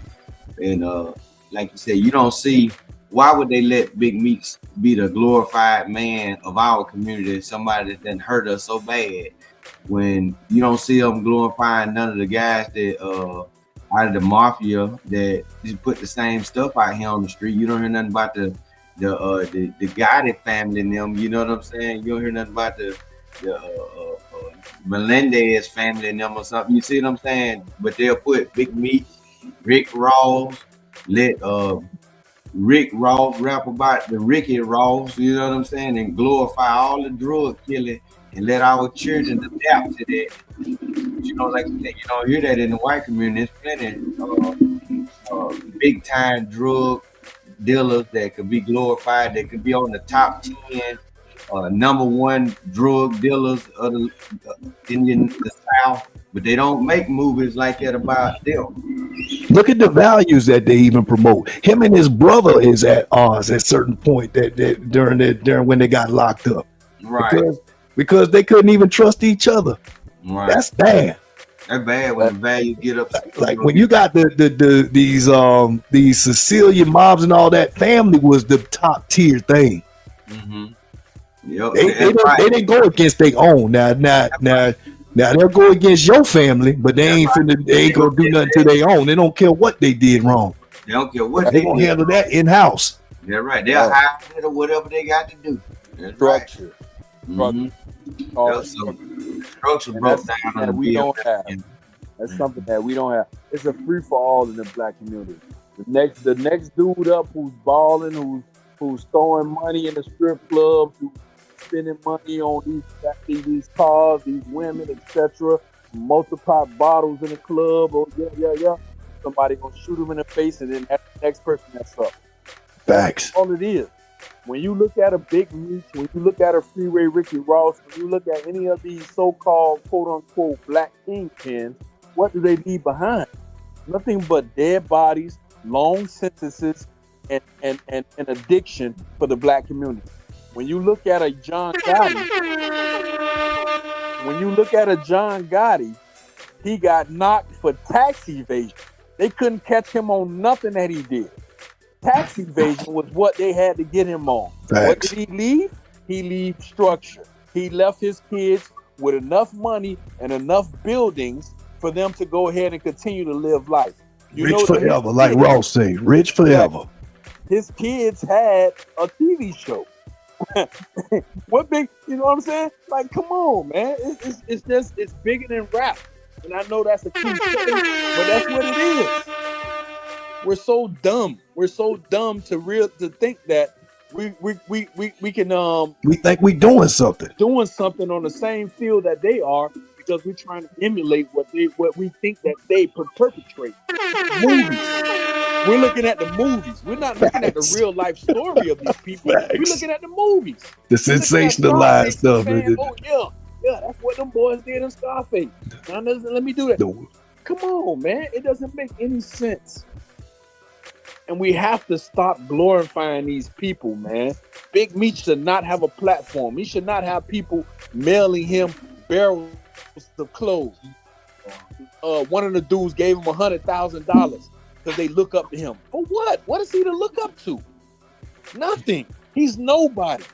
He's not, man. I'm telling you, bro. I'm getting heated just talking about him because I don't like the dude.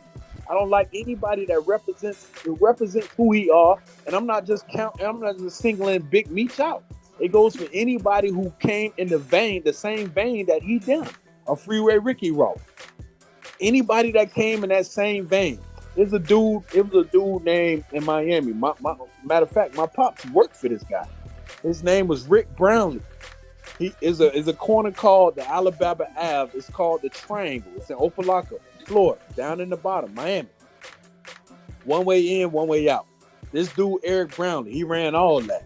My old boy pitched for him. He had a corner for him. What does he have now? Nobody would never remember his name. Nobody. The police came in. He had dogs. He had Rottweilers and everything. They shot the Rottweilers. They shot his wife, and they arrested him. His sons now are junkies. It's nothing to glorify this type of lifestyle. Facts. Big facts. But as we said before, we got to be the change. We have to be, this has to be attractive enough for us to consume. And obviously it is, because we speaking with it with so much passion, because it hits home. We all have sons. Right. So we know the importance of where the ball got dropped in our maturity, in our wisdom, in our acumen when it comes to understanding business and money. Because it wasn't passed down like that. We had to learn as it was going. And that's the difference between somebody who has to spend so many years navigating those bumps Oh, I done messed up my credit. Now it's gonna take me 3 or 4 years, if not longer, to get back right. No, they don't work that way.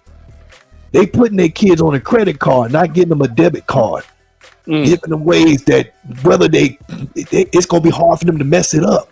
That's what you need. We're too busy looking at our best days, and we ain't preparing for the worst days. Because, like you just said, we always see is the best side of us. We don't see the ugly side, and then as soon as it hit, then now we in desperation. Now everybody is overly religious. God, please save me.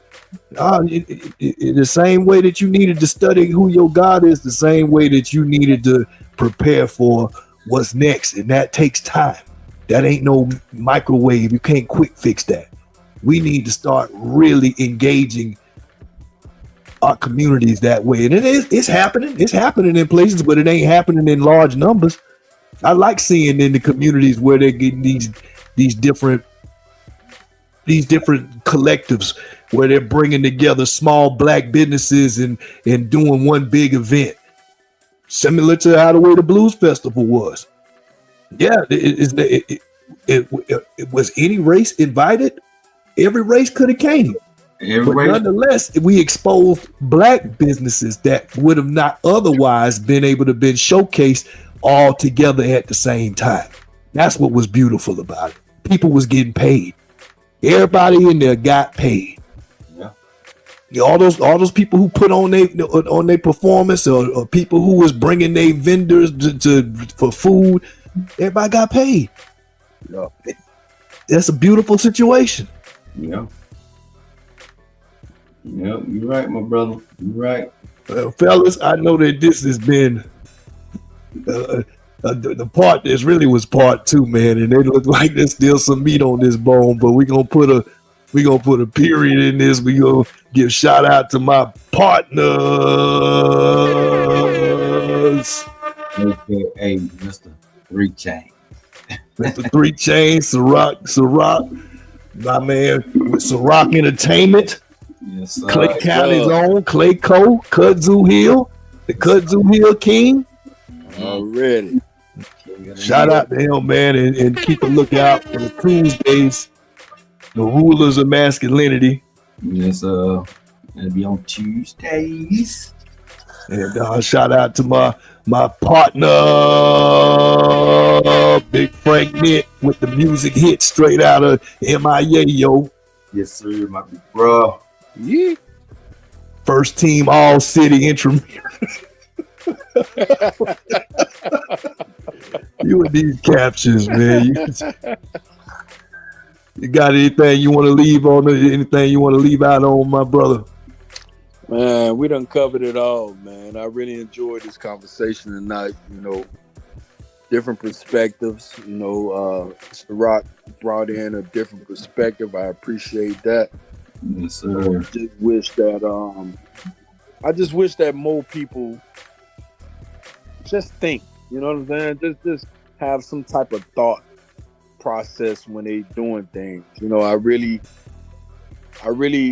know that I'm not trying to be long-winded, but I know that the knowledge barrier is different. You know what I'm saying? Like, everybody can't comprehend certain things that we see, that we are able to digest and then regurgitate that information and make it make sense. You know what I'm saying? So, you know, I just pray and I wish that people will wake up and realize that at the end of the day, we are a majority, but we losing as a minority.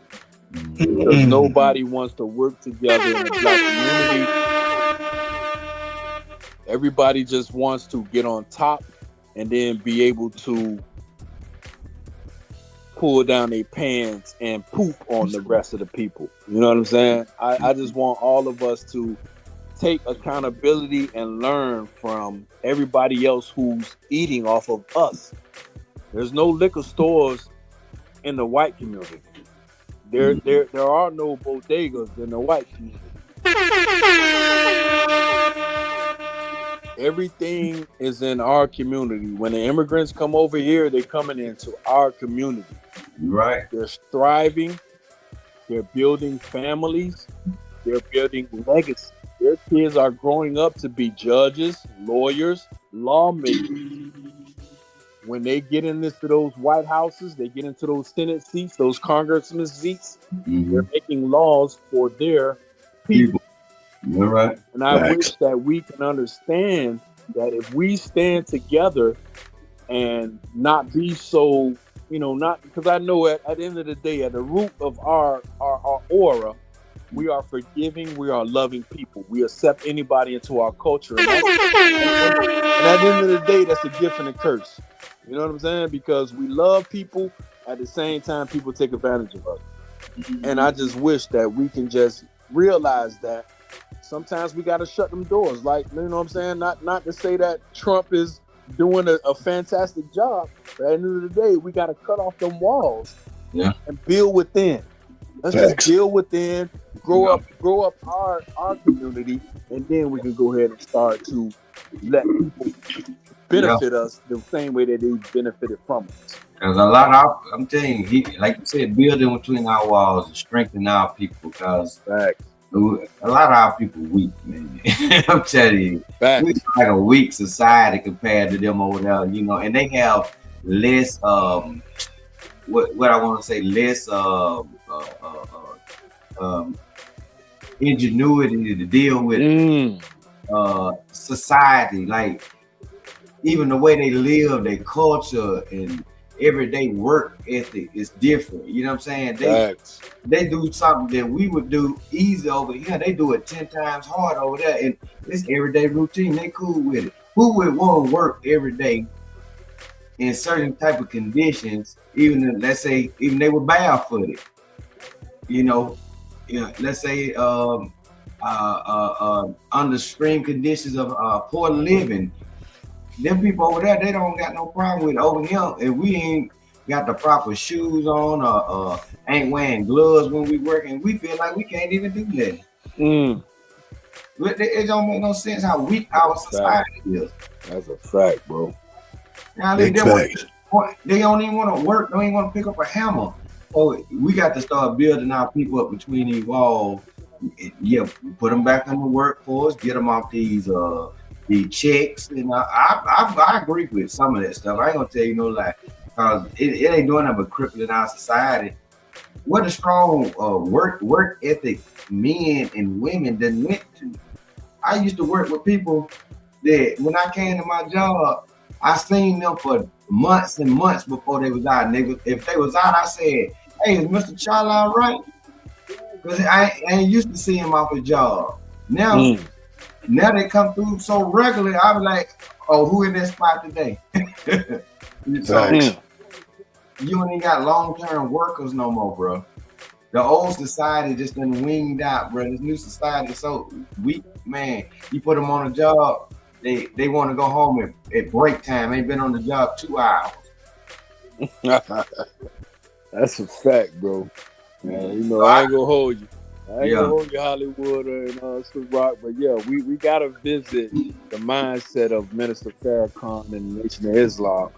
I don't subscribe to any kind of religion, but I do subscribe to results. Right. So, I definitely would like to touch on that in the future. Yeah, shout out to the Holy Quran and the tutorial, and there's some good subjects to get a lot of feedback from. I got a lot of Muslims that I talk with, that, talk about taking shahada and all that good stuff. So yeah, one day we gonna get a chance to sit there and talk about it. We ain't gonna hold it up too much longer. Hollywood, you got something you want to say? Oh yeah, man. It's always respect. I respect everybody and anybody. They ain't got to take it. I give it freely, and I respect people's choice of religion. You choose to, my God that I serve, He wants you to come willingly. So I think we represent that by how the way that we treat people. Now, it'd be hard for anybody to subscribe to something that you're doing when you're not at peace. When you're always angry, when you're selfish, you're greedy, it's always about you. You ain't taking care of your family.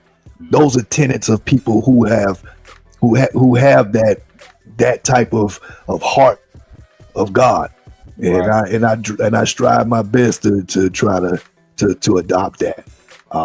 So shout out to all my folks that can represent that. Shout out to Regina.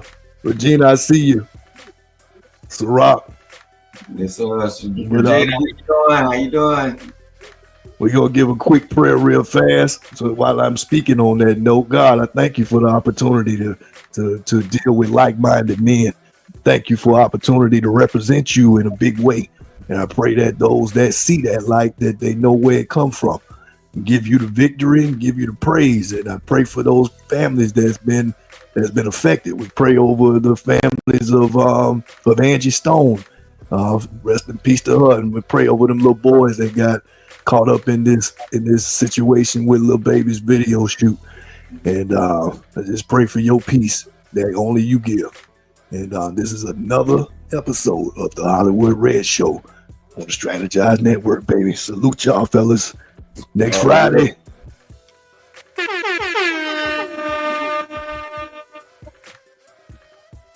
My guys. Mm-hmm.